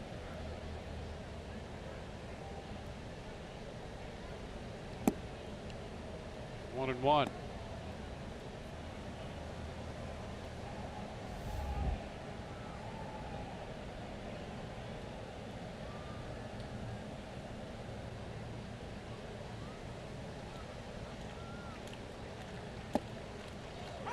Robertson looks at a strike. Well, Matt Duffy left with right hamstring tightness and left as a precautionary measure. Of course, he had that right hamstring strain that put him on the DL. He's been back from that and has been hot at the plate. So the Rays remove him as a precaution. And Carlos Gomez left in favor of Johnny Field in the 6th with some right groin tightness. Precautionary removal. Well, Matt Duffy, been so active on the base pads, you can expect that hamstring probably a little fatigued. 2-2 here on Robertson.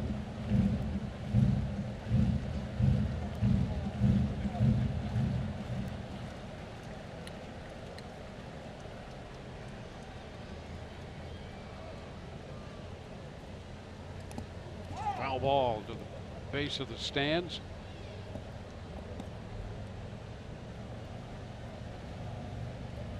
Anthony Bonda, young man out of Sinton, Texas, worked 5 innings in his Rays debut. 3 runs, 6 hits. And he departs with a lead here. The Rays up 5-3, 52 pitches for Bonda. How about that? 52 pitches, 5 innings. So he was pretty economical with his pitches tonight. At 120 pitch inning. His first inning 7 pitches, the third 5. Those helped.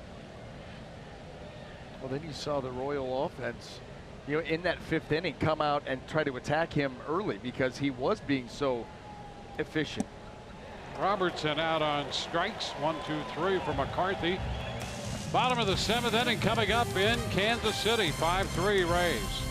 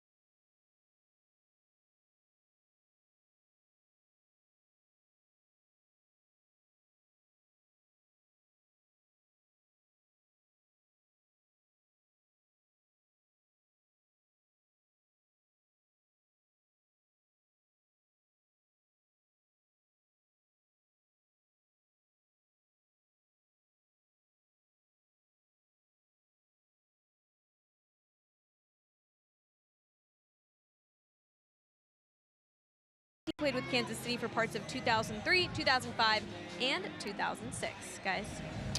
And now the pitching coach here for the Rays. And I think overall had to really like what he saw from Anthony Banda tonight. Yeah, I mean, listen, the kid came out and attacked the strike zone. He was working with an early lead and just went right after these guys. So you build off of that. Alex Gordon misses the first pitch from Jose Alvarado. I can now collect my winnings too, knowing the answer to that. There you are. That's why I got to know Kyle. We were teammates in 03 and in 05 for that matter.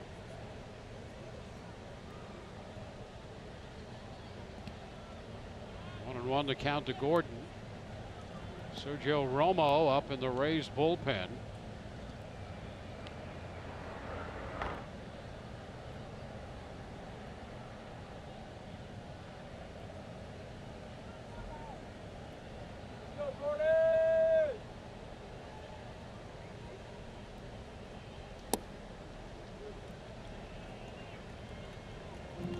Gordon, Dozier, and Almonte due up.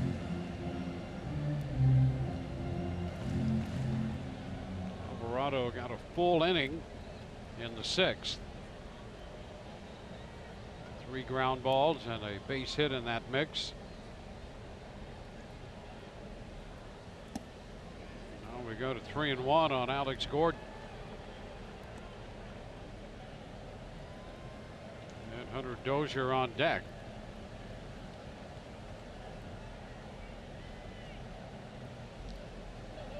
Rays with 5 runs, 7 hits. They've left 5. Kansas City 3 runs, 7 hits with a couple base runners left on.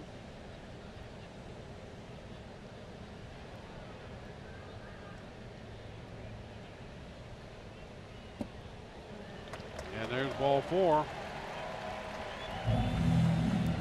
Leadoff walk. You don't want to do those things in a 2-run ball game. Especially when you're talking about left on left, and you know Alex Gordon, an accomplished hitter over the years, but you've got to challenge him a little bit more than that. But you know what? Even if you go back to the last half inning that Alvarado was out there, didn't look completely comfortable. Had some bad misses in that inning too, and you know you're not used to seeing him that early in a ball game. You think Alvarado, you're thinking 8th inning. You know, maybe a little bit towards the end of the 7th, but he was in there in the 6th because of where they were in that Royals batting order. He was in for a 1/3 of an inning last night.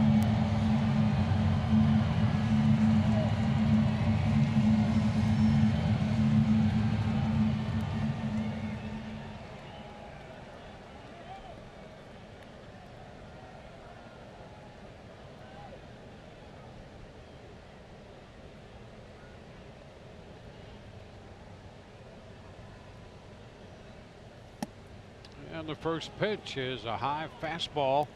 1-0 to Dozier. Well, that was another one of those pitches where you look at that strike zone out over home plate. Could have absolutely been called a strike, is not.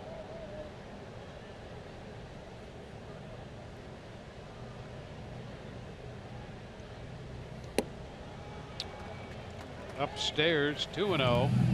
Well, you remember the last couple of misses to Alex Gordon were well below the zone. Now trying to make the adjustment, now missing above the zone, trying to find that happy medium. And Kyle Snyder out there to help him with it.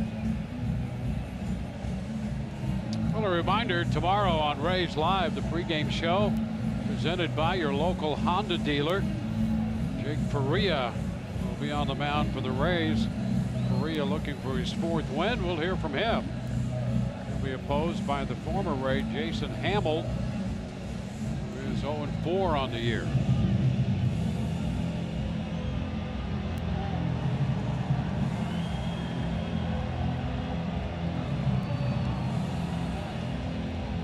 Conference over on the mound.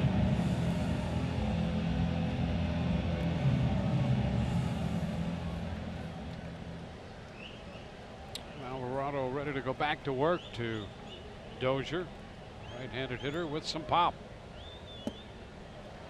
And this one again low. So he's gone from down to Gordon to up on a couple pitches to Dozier to down again. You would think by accident, you know, what you'd be able to slip one into the zone. Extremely frustrating. That's a strike, 3-1. We got to continue to drive through home plate. I think that adjustment made on the fastballs that ended up wasn't driving enough. The ones that were down, you're kind of pulling off a little bit too much. You try to drive right at Sucre, throw the ball right through it. Fly ball hit deep into left center field. Smith and Span on the run, and Span can't get there. Bounces off the wall. They're going to hold the lead run. Gordon at third.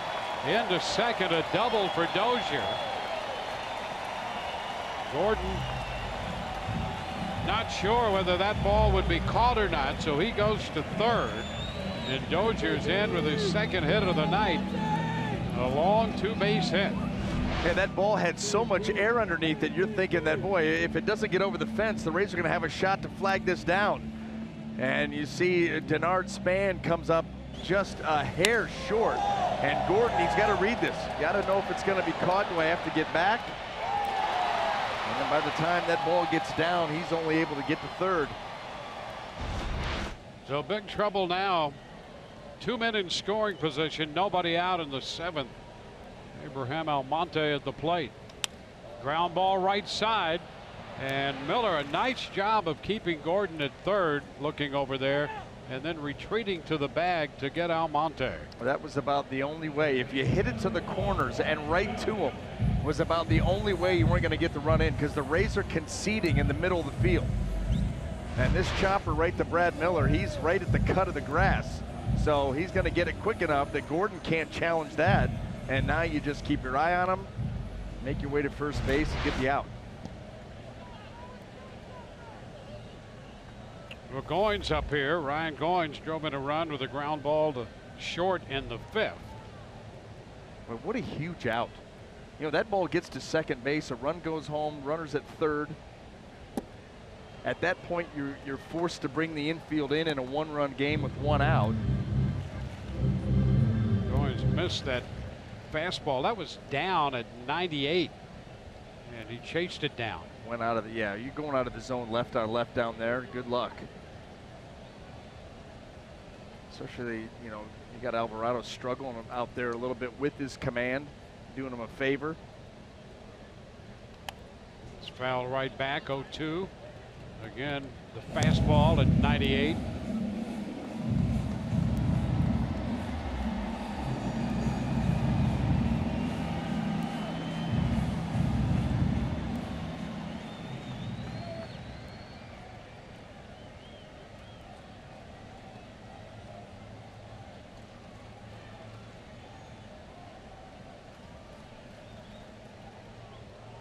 Alvarado trying to pitch around the walk and the double to open the inning.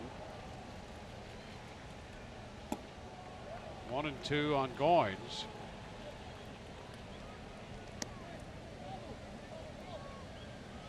Merrifield on deck. Who's the DH tonight? Merrifield. Romo ready in the bullpen.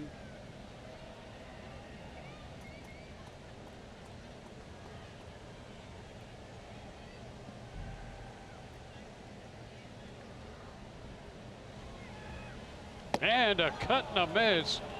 He came back to get him on strikes, and boy, a big strikeout right there on the breaking pitch. 2 gone with men still at second and third, and Kevin Cash out of the dugout with the top of the order, and Whit Merrifield due up. Call to the bullpen brought to you by the Florida Lottery.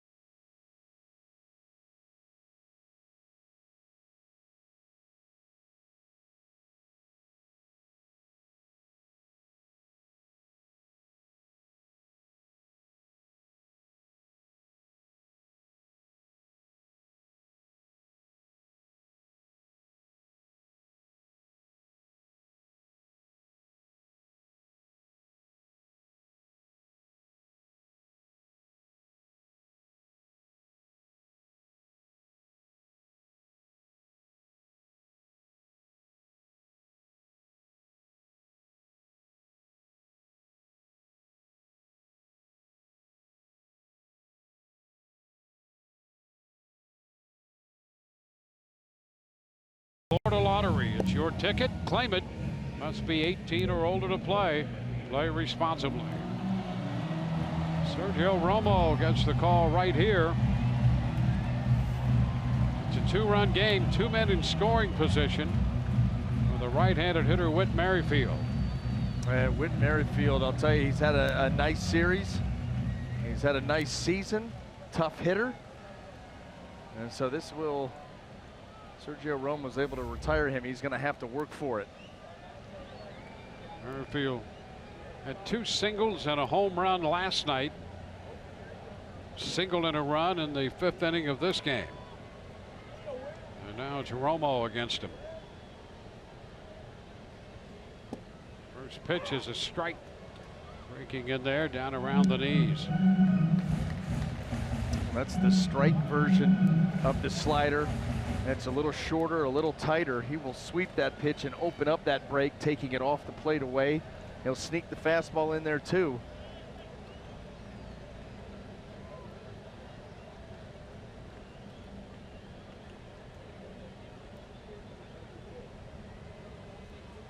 And a cut and a miss. That one's sweeping. 0-2. And he takes a little bit off with the velocity. Goes from 78 to 75 and then takes it off the plate. 2 great pitches here so far for Romo. Need another one.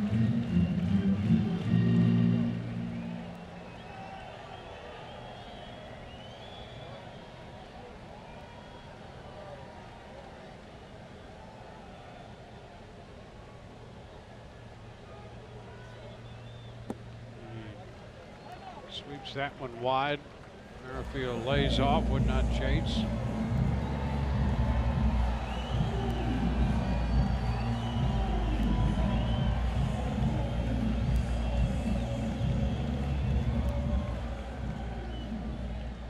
Kansas City now out hitting the Rays by 1, 8-7 in this game.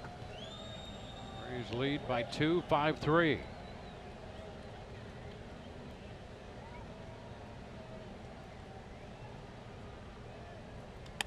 And a little looper into center, a base hit. That will score both runs. And the game is tied. 1-2 pitch. Up a bit. Merrifield got it over Wendell's head and into center. He's a tough out. I mean, he just does a good job of using the whole field and staying on the baseball. And this breaking ball, it's off the plate, but up enough where you can get the bat to it. Didn't hit it hard, didn't have to. Dropped it in there and tied this game up. Now John Jay is the hitter. So 2 runs charged to Alvarado.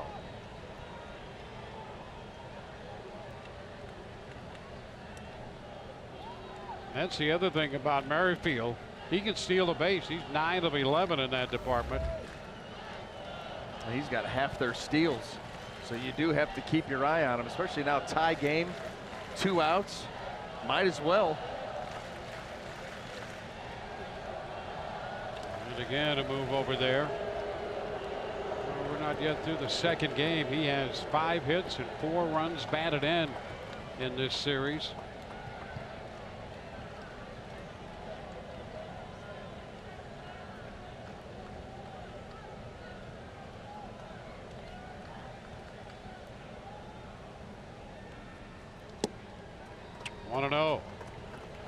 Jay singled in the 1st.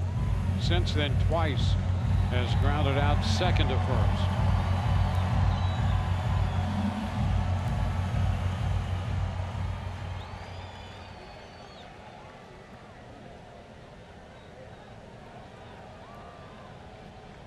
Ground ball down to 1st. Brad Miller steps on the bag. 2 runs home for Kansas City. We go to the 8th, tied 5-5.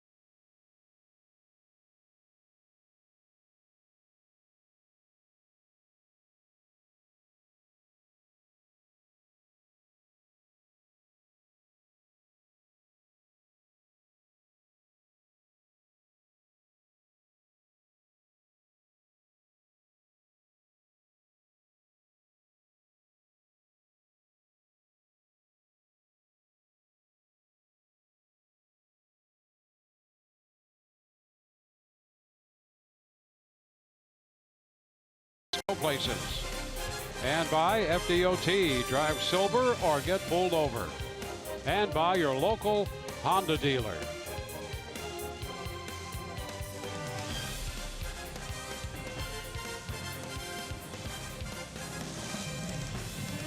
Kauffman Stadium, Kansas City.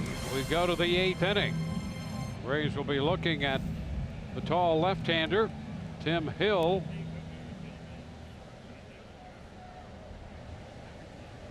Making his 17th appearance. 3.75 ERA. And Brad Miller will lead it off against him.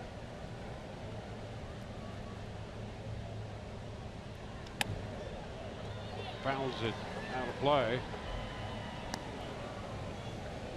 I'm going to give you a different look. Fastball slider from Hill. Obviously the extreme arm angle.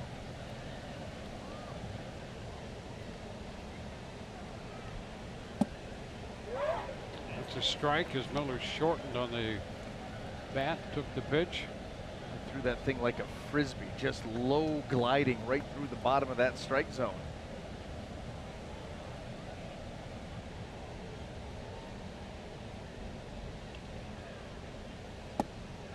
It's a little wide. Well, Hill's one of those guys, tall and lanky, gives you a different look out of the bullpen. 28 years old. It's taken him a while to get to the big leagues, but he's certainly a different look out there. No doubt about it. You know, what the Rays have seen coming out of this Royals bullpen is a lot better than their numbers would indicate. A little tapper over the hill. Escobar, bare hands, and the throw to first in time to get Brad Miller.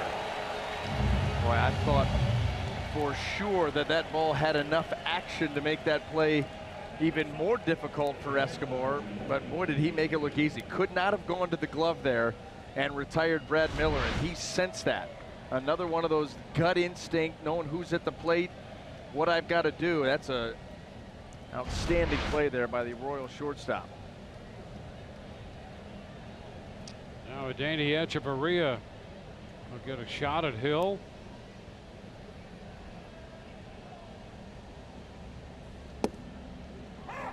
Pitch is a strike. Different angles here from Hill.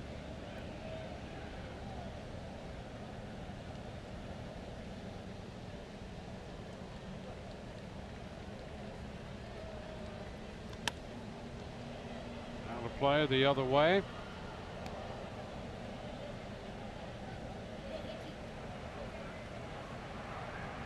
Warrior up in the bullpen. Veteran right-hander for Kansas City.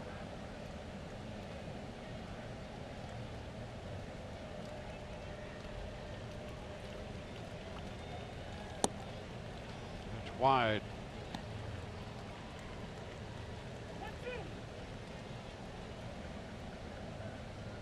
Alex Smith on deck.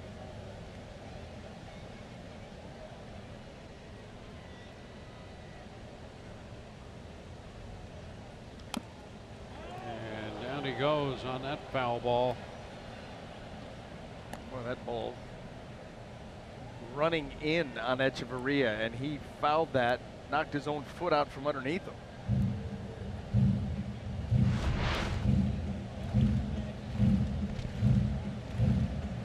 Tall, lanky lefty with that sidewinder delivery, and this is what happens. Oh, right off the instep.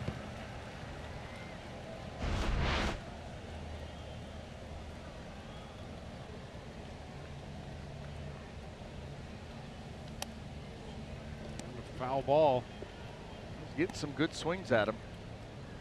A lot of times he's, you know, Tim Hill against Brad Miller, it looks like the pitch is being released from behind you, and these right-handers, they get a good look at the release point, but it's way, way out away from them, over close to first base, feels like. Ground ball to the second baseman. Goins' throw is in time. A couple of ground ball outs, one the chopper by the mound, and now this one second to first. Well, we'll see Malik Smith step in here from the left side against Hill. Just as you were saying that, you're thinking bunt here. Maybe bunt, try to get yourself on, and Mike Moustakas moves way into the cut over here at third base, thinking the same thing.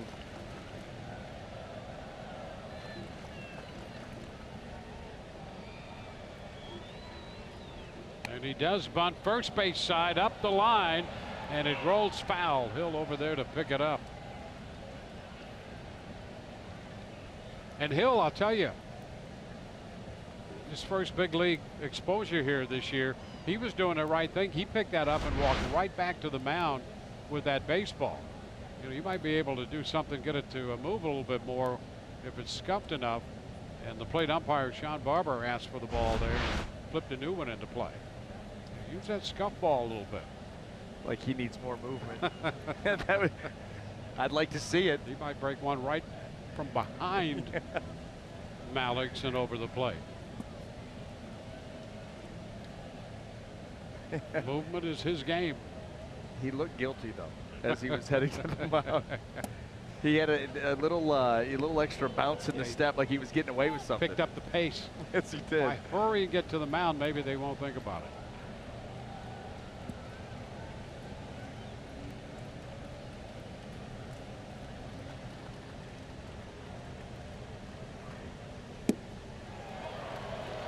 One and two. Not a comfortable swing. Sure, not a very comfortable at bat for a lefty. Just kind of feeling for that baseball.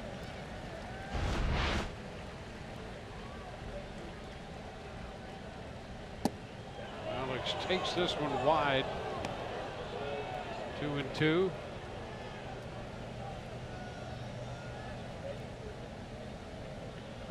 Top of the eighth. I'm going to look for a left-handed hitter. This one off the mitten of Perez. 3-2.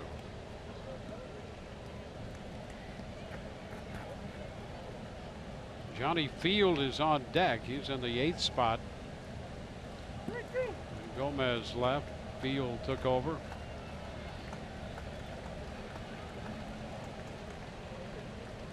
And a foul ball back on the fastball. Well, that's it. Malik Smith battling now, and who knows? I mean, you might draw a walk off this guy. Well, and then you look to maybe put that speed in motion. See what Ned Yost decides to do with Tim Hill, but he's fought him all the way back to full. And a cut and a miss. Fastball strikes him out. 1-2-3. Salvador Perez will lead it off. Middle of the order coming up. Bottom of the eighth.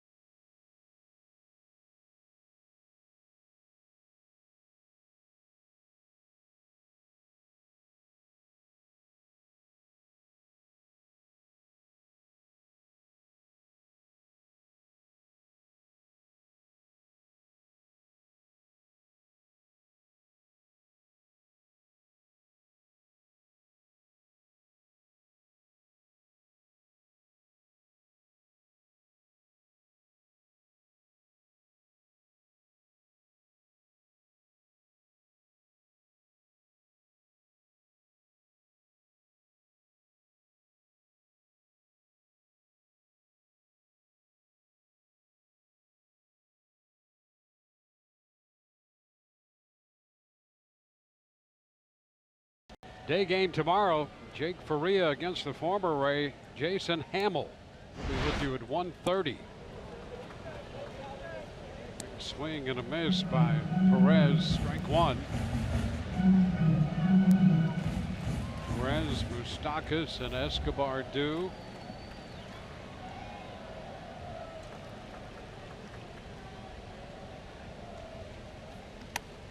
High pop, right field. Field still coming in. It's there and makes the catch. The Rays had the infield pulled around, and that was a long run for Wendell to get out there. But Field was there, had his sights on it coming in from right. Now Mike Moustakas. Rays have action in the bullpen, and Kevin Cash comes out to make a move. Johnny Venters had been throwing, and so the Rays will make a pitching change. Call to the bullpen brought to you by the Florida Lottery.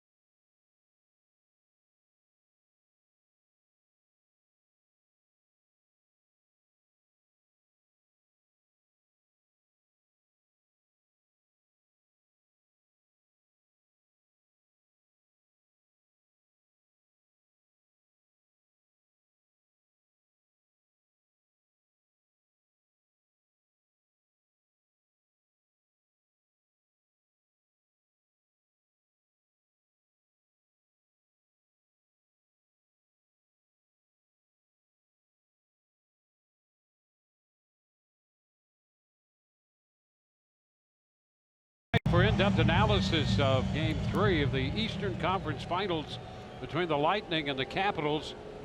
You'll have everything you need to know on the Lightning Live postgame show tonight after Rays Live. Lightning up 4-1, third period of that match. Johnny Venters, the new pitcher, and the first delivery is a ball to Mike Moustakas.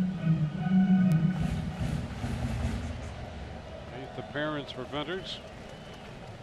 Well, he's been impressive. And a chop to the right side. Wendell makes the throw back to Miller at first.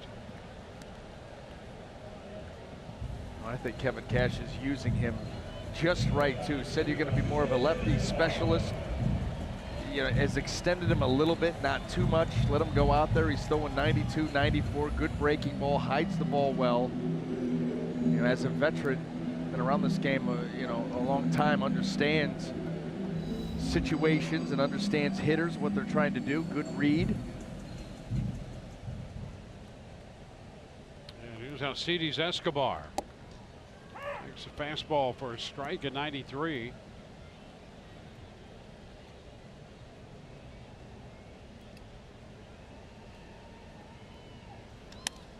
That's going to be lined into center, a base hit. Coming off the fastball. 2-out single. Watch every out-of-market regular season game live at home, in the office, or on the go with MLB.tv. Your subscription includes MLB at Bat Premium, allowing you to watch live baseball on your favorite supported devices. Blackout and other restrictions apply. Visit MLB.tv for details. Now Alex Gordon, another left-handed bat. He got Moustakas on the ground ball. Escobar is singled. And now Gordon.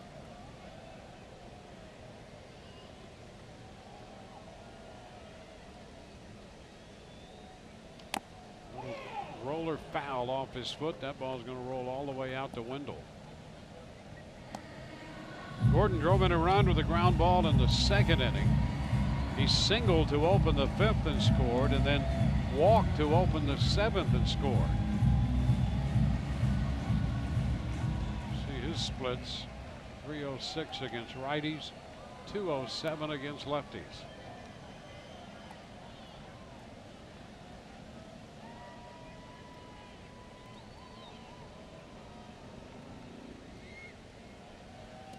Rays led 3-0 in the first, then 3-1, then 4-1, then 4-3, 5-3. And Kansas City scored 2 in the seventh to make it 5-5. Royals have 10 hits tonight.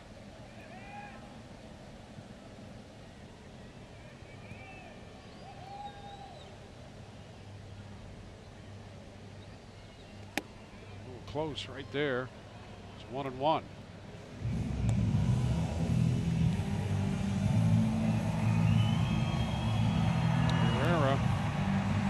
The bullpen. The Kansas City closer.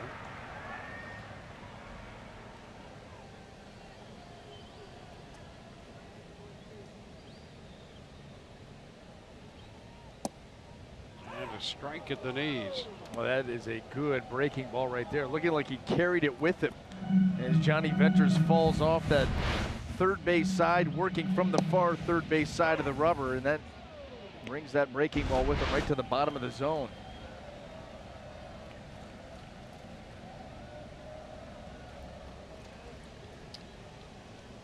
The 1-2. This one up the left side. That's going to be a foul ball down the line. Unfortunately for the Rays, foul. Boy, I tell you, that was a few feet foul, but if that drops fair, Royals up 1. For as far as Denard Span had to go for that ball, playing well off the line there in left field. Just not going to be able to get there in time, and sliced enough.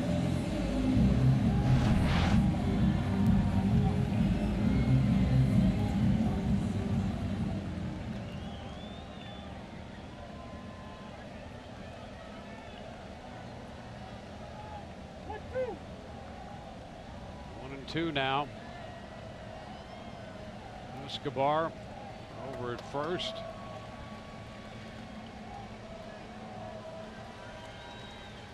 And a cut to miss. Gordon out on strikes to retire the side. Base hit, no runs, a man left. Here's the strikeout pitch. We go to the ninth, tied 5-5.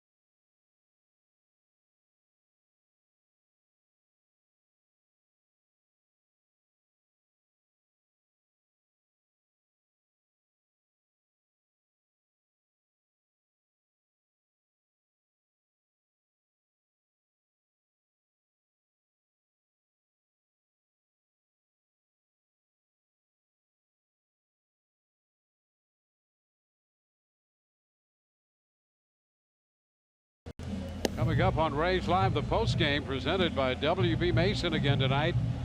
We'll anchor the coverage from the booth with Kevin Cash and his press conference being a focal point of the postgame coverage. Michelle Margot will have interviews from the clubhouse.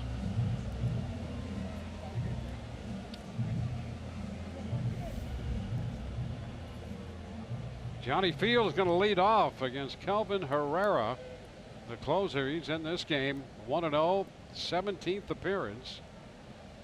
What the strikeout to walk ratio? And 14? Yep.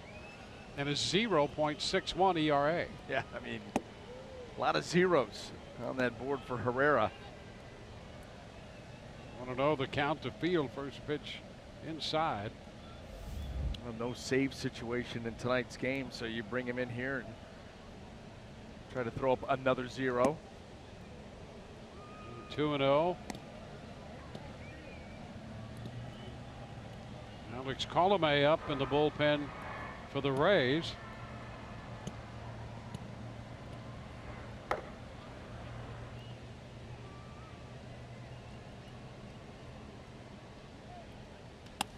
Liner into center field. That's going to get down for a base hit.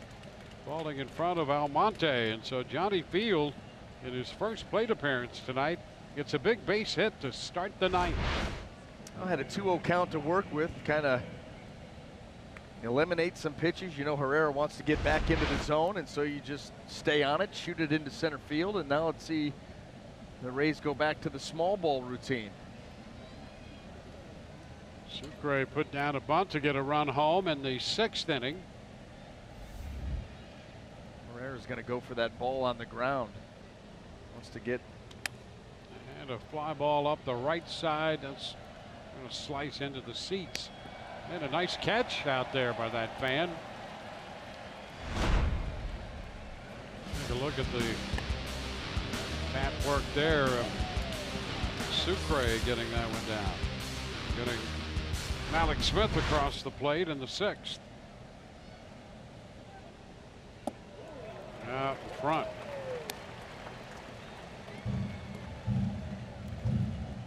Well, the Rays have had the leadoff man aboard in the 1st inning, in the 3rd inning, in the 6th inning, and again here in the 9th. They scored in all those other innings when they put the leadoff man on. And a base hit into right field. Johnny Field's going to go to second. Sucre picks up the single. Boy, got cute. That's what Herrera did right there. Got cute with Sucre. Had him down in the count. And instead of trying to expand the zone, he's just going to try to pop a fastball by him away. And it's up. It's at the belt. And all you got to do there, just get the bat out. And drops it right into shallow right field. And now you think about playing the small ball. 1st and 2nd, nobody out. A big meeting on the mound going over what they're going to do defensively.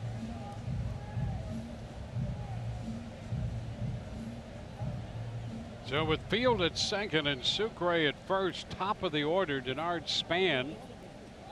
Span had a little conference of his own with Matt Quatraro, the 3rd base coach for the Rays. See how aggressively the Royals play this bunt defense, if indeed there is a square around. Got the corners pinched right now.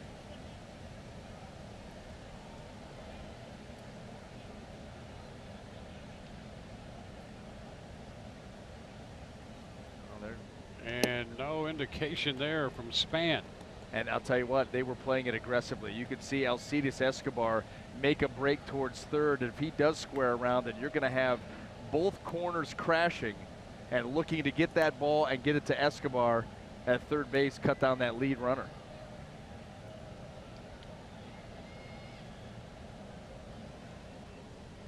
Span takes a strike. 1-1. You can see there now jabbing in behind him. They've changed up what they're going to try and do. And still no sign from Span. Looking like he's going to swing the bat so far.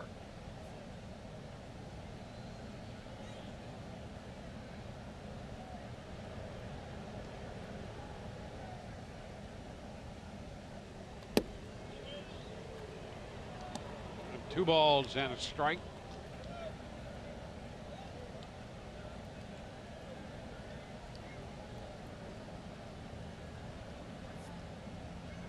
I think now, too, in a 2-1 count, let it loose. Think about bunting now. And a shot into center field will stay up. It'll be caught by Almonte. So Span swinging away, hit a line drive, but it stayed up, and Almonte caught it in center field. All you can do is hit it hard, and that's what he did. Unfortunately, it was right at the Royals center fielder.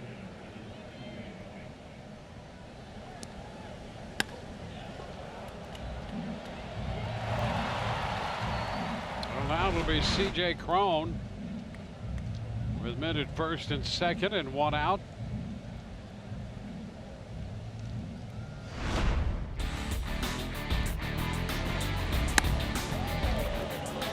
Crone opened the scoring in the first with his 9th home run of the year, a 2-run shot.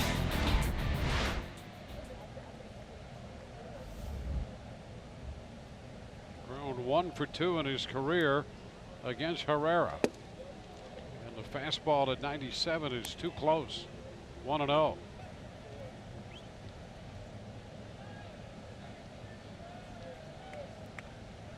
A 28-year-old right-hander.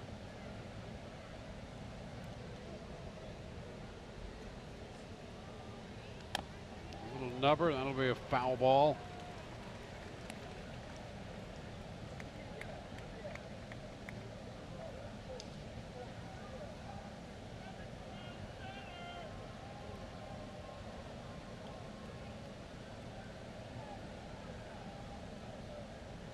Tie game in the 9th. And a swing and a foul ball there. Puts Crone behind in the count. New bat in play now.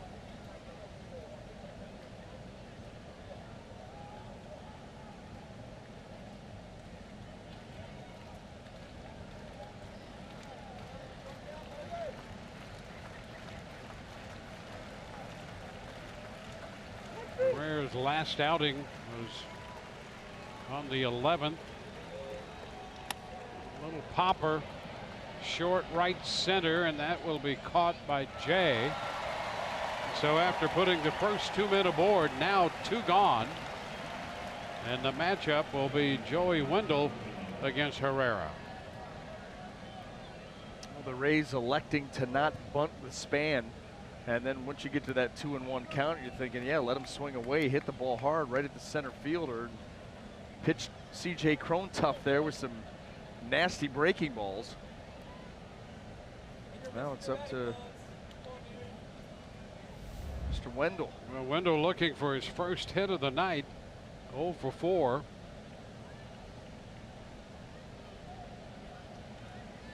Field at second, Sucre at first.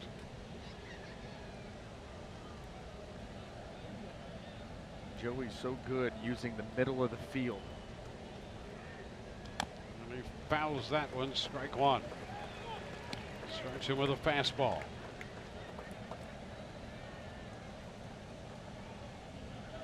Stay inside of the baseball, stay through it.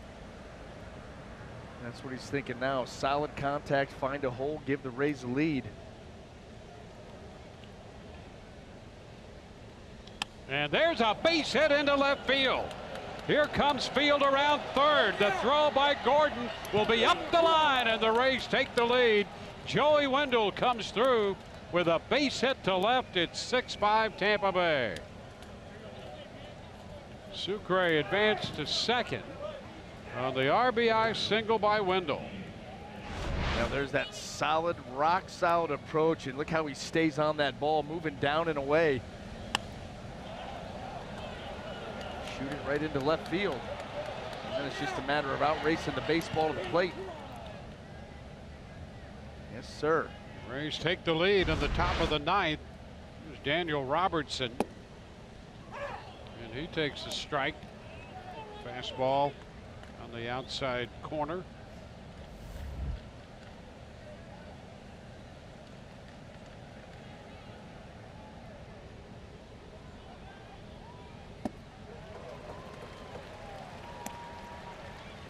0-2.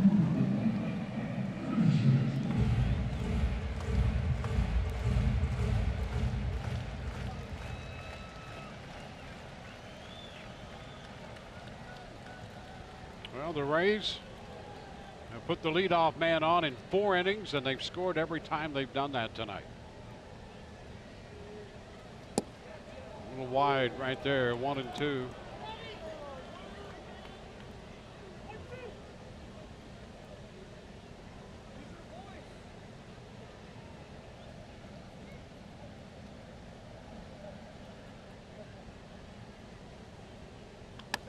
It's a foul ball. Portero ducking down there near the coaching box at third. Smile about it now.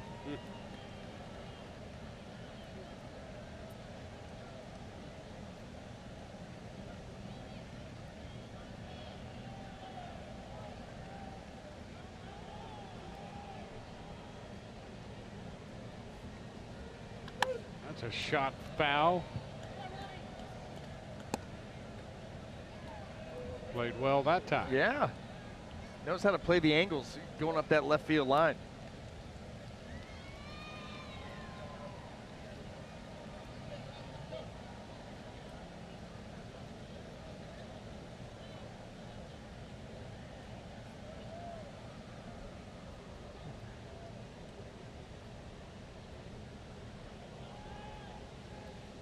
One, two. There's a line drive, but it's right at Goins to retire the side. Rays get a run on the big hit by Joey Wendell, driving in Johnny Field. Our game moves to the bottom of the ninth, 6-5 Rays.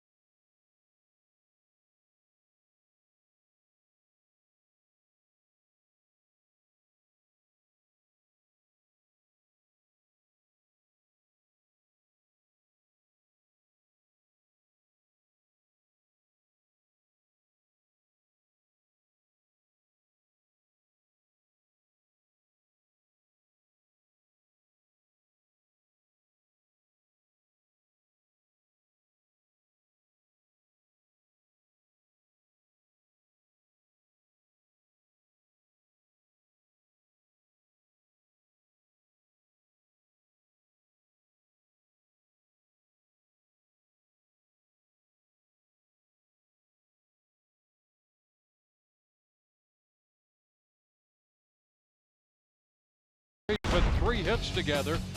Our Bonefish Grill fresh catch of the day. Base hit by Johnny Field to start it.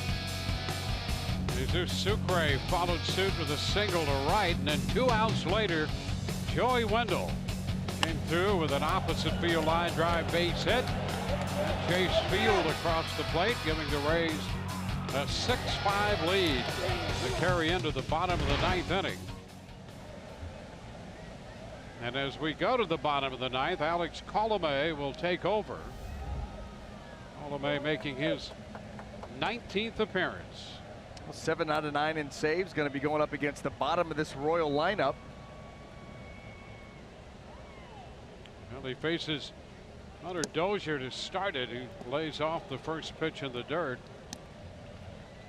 Dozier, Almonte, and Goins due up. Any deeper, Merrifield would be up there. You'd like to think about facing him tomorrow. Yes. No doubt he's a dangerous guy. I already seen that here tonight. High pop fly. Short left. Span coming in. And for a moment it appeared he was looking for it, but he finds it and makes the catch. Towering pop fly to short left field. One away. Venters and Herrera are the pitchers of record. And Colomé is trying to close it out. Almonte hitting left-handed here.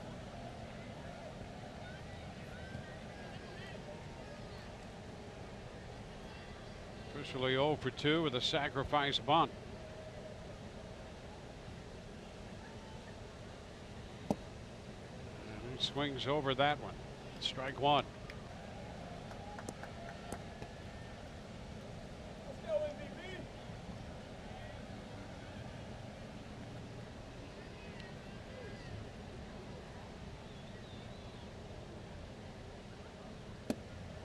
And again, 0-2.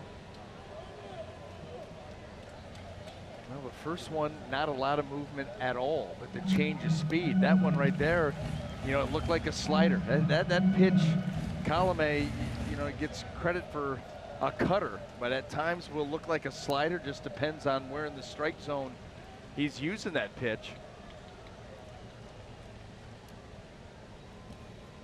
This one skips past Sucre. Of all 2 strikes. He's definitely changed up some things as this season has moved forward. Was very cutter heavy early in the season, and not a lot of them were you could differentiate. And then all of a sudden got back to introducing the 4-seamer in 94, 95, 96. And now that cutter at times looks like a slider, at times looks like a true cutter. Ground ball, foul outside of first. Well, and with the changes have come results, and overall much improved.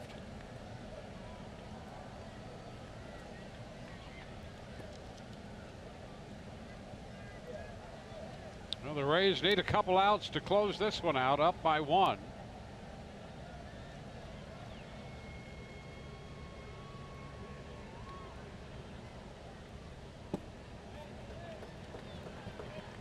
Two. Let's see if he comes back now with a cutter to the outside corner. You know, you saw how far Sucre was setting up off the plate for the fastball. Show him that thing out there and then a cutter right off of it. We'll see. Won't be a bad idea.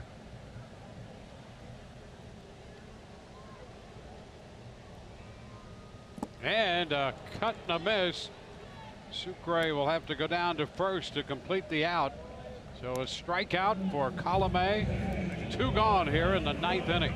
Well, that's where that cutter looks like a slider. You know, this out of the hand, right to the bottom of the zone. Look at the depth. That's not the depth on a normal cutter.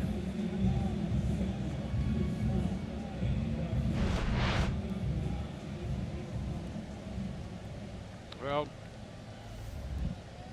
Venters is the pitcher of record.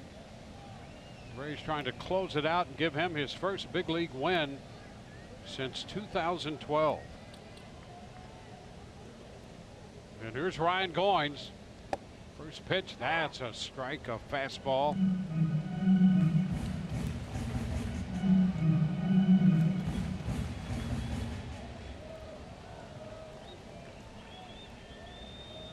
Each team with 10 hits. Rays lead 6-5, and a cut and a foul ball takes the count to 2 strikes on Goins.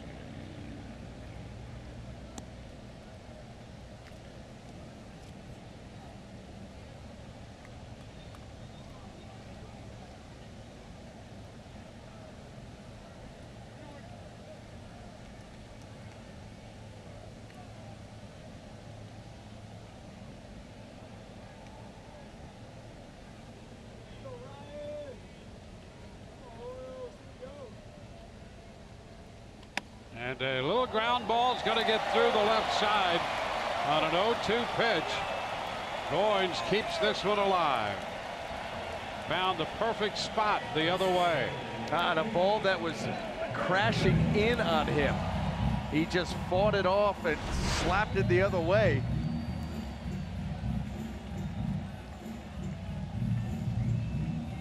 Well, a 2-out single, and it will get Merrifield to the plate.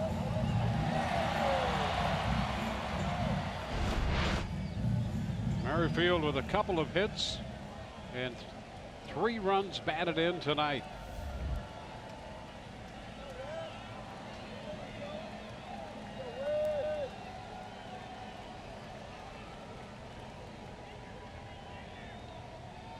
And the first pitch is a strike. Colomé gets the count running in his favor.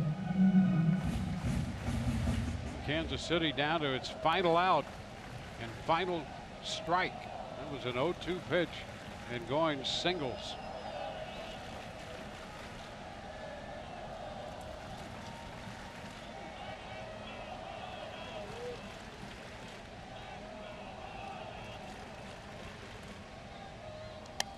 Foul back and out of play. And another 0-2 count on this Kansas City hitter.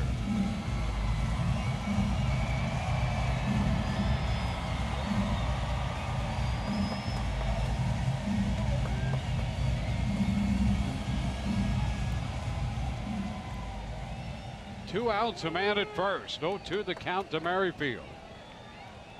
Colomé efforts to end this one.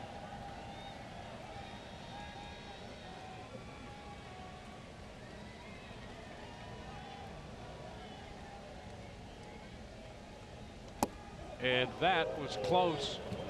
A little bit off the plate. It's 1-2. That was a really impressive take there by Whit Merrifield. Not biting at all. Recognizing that pitch off the plate, or at least being very stoic and hoping it was going to be off the plate. Yeah, sometimes you have to sell a take. I'm buying.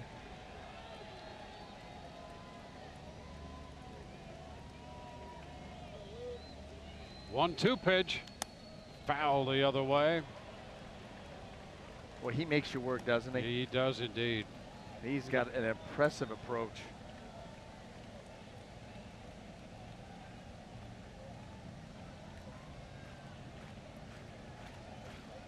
Rays scored a run in the top of the ninth to retake the lead.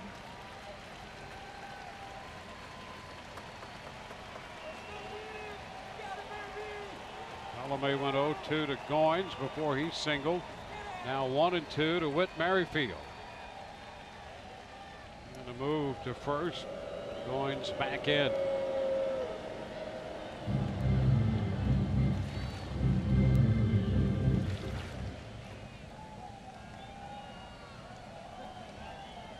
Rays have utilized 5 pitchers tonight. The rookie Anthony Bonda started, gave him 5.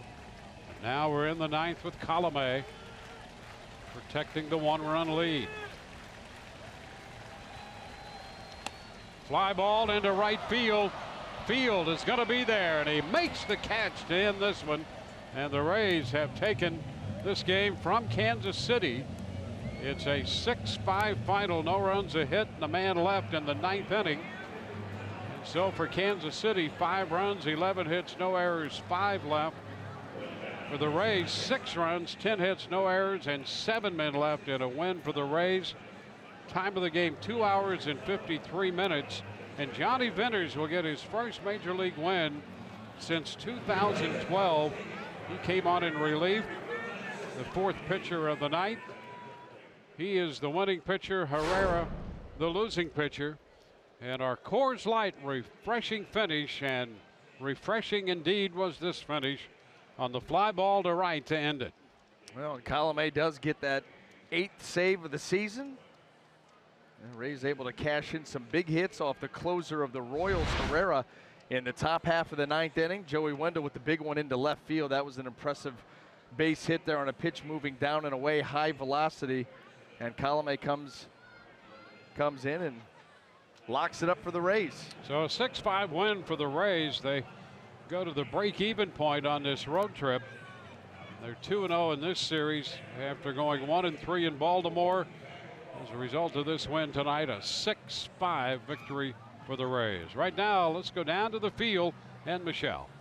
Thanks, Dwayne. Here with the hero of the ball game, Joey Wendell. Joey, Herrera had a .61 ERA coming into the game tonight. What allowed you to be successful against him? Well, I didn't know that, first of all, so that probably helped. Yeah, I just got a change up, was able to stay on it, kind of poke it up the middle. How good did it feel that you were the one who came through for your team tonight? Yeah, it definitely felt good. It's a good team win, good series win for us. And, personally, I felt like I've been particularly poor with runners in scoring position, so it was good to get a hit when it mattered tonight. Now, you guys continue to be involved in these one-run games. You come out on the right side of it tonight. How much fun is it to be a part of games like this? Yeah, I mean, it seems like we're in pretty much every game, so, it makes the little things matter, and tonight we came out on top, which was good. Colomé with back-to-back saves last night and then tonight. How nice is it just to have him in the back end of the bullpen for you guys? Yeah, I mean, that's what he does. He started out the season a little rocky for his standards, but he's been pretty lights out lately, and it's fun to play behind him. Great job. Thank you. Back to you, Dwayne. All right, thank you. Rays are winners tonight in the second game of this three-game series. 6-5 the final. Brian Anderson and Michelle Margot, Dwayne Stats. Hope you've enjoyed the telecast. With you tomorrow at 1:30 for the wrap-up game. Rays Live, the post game comes your way next.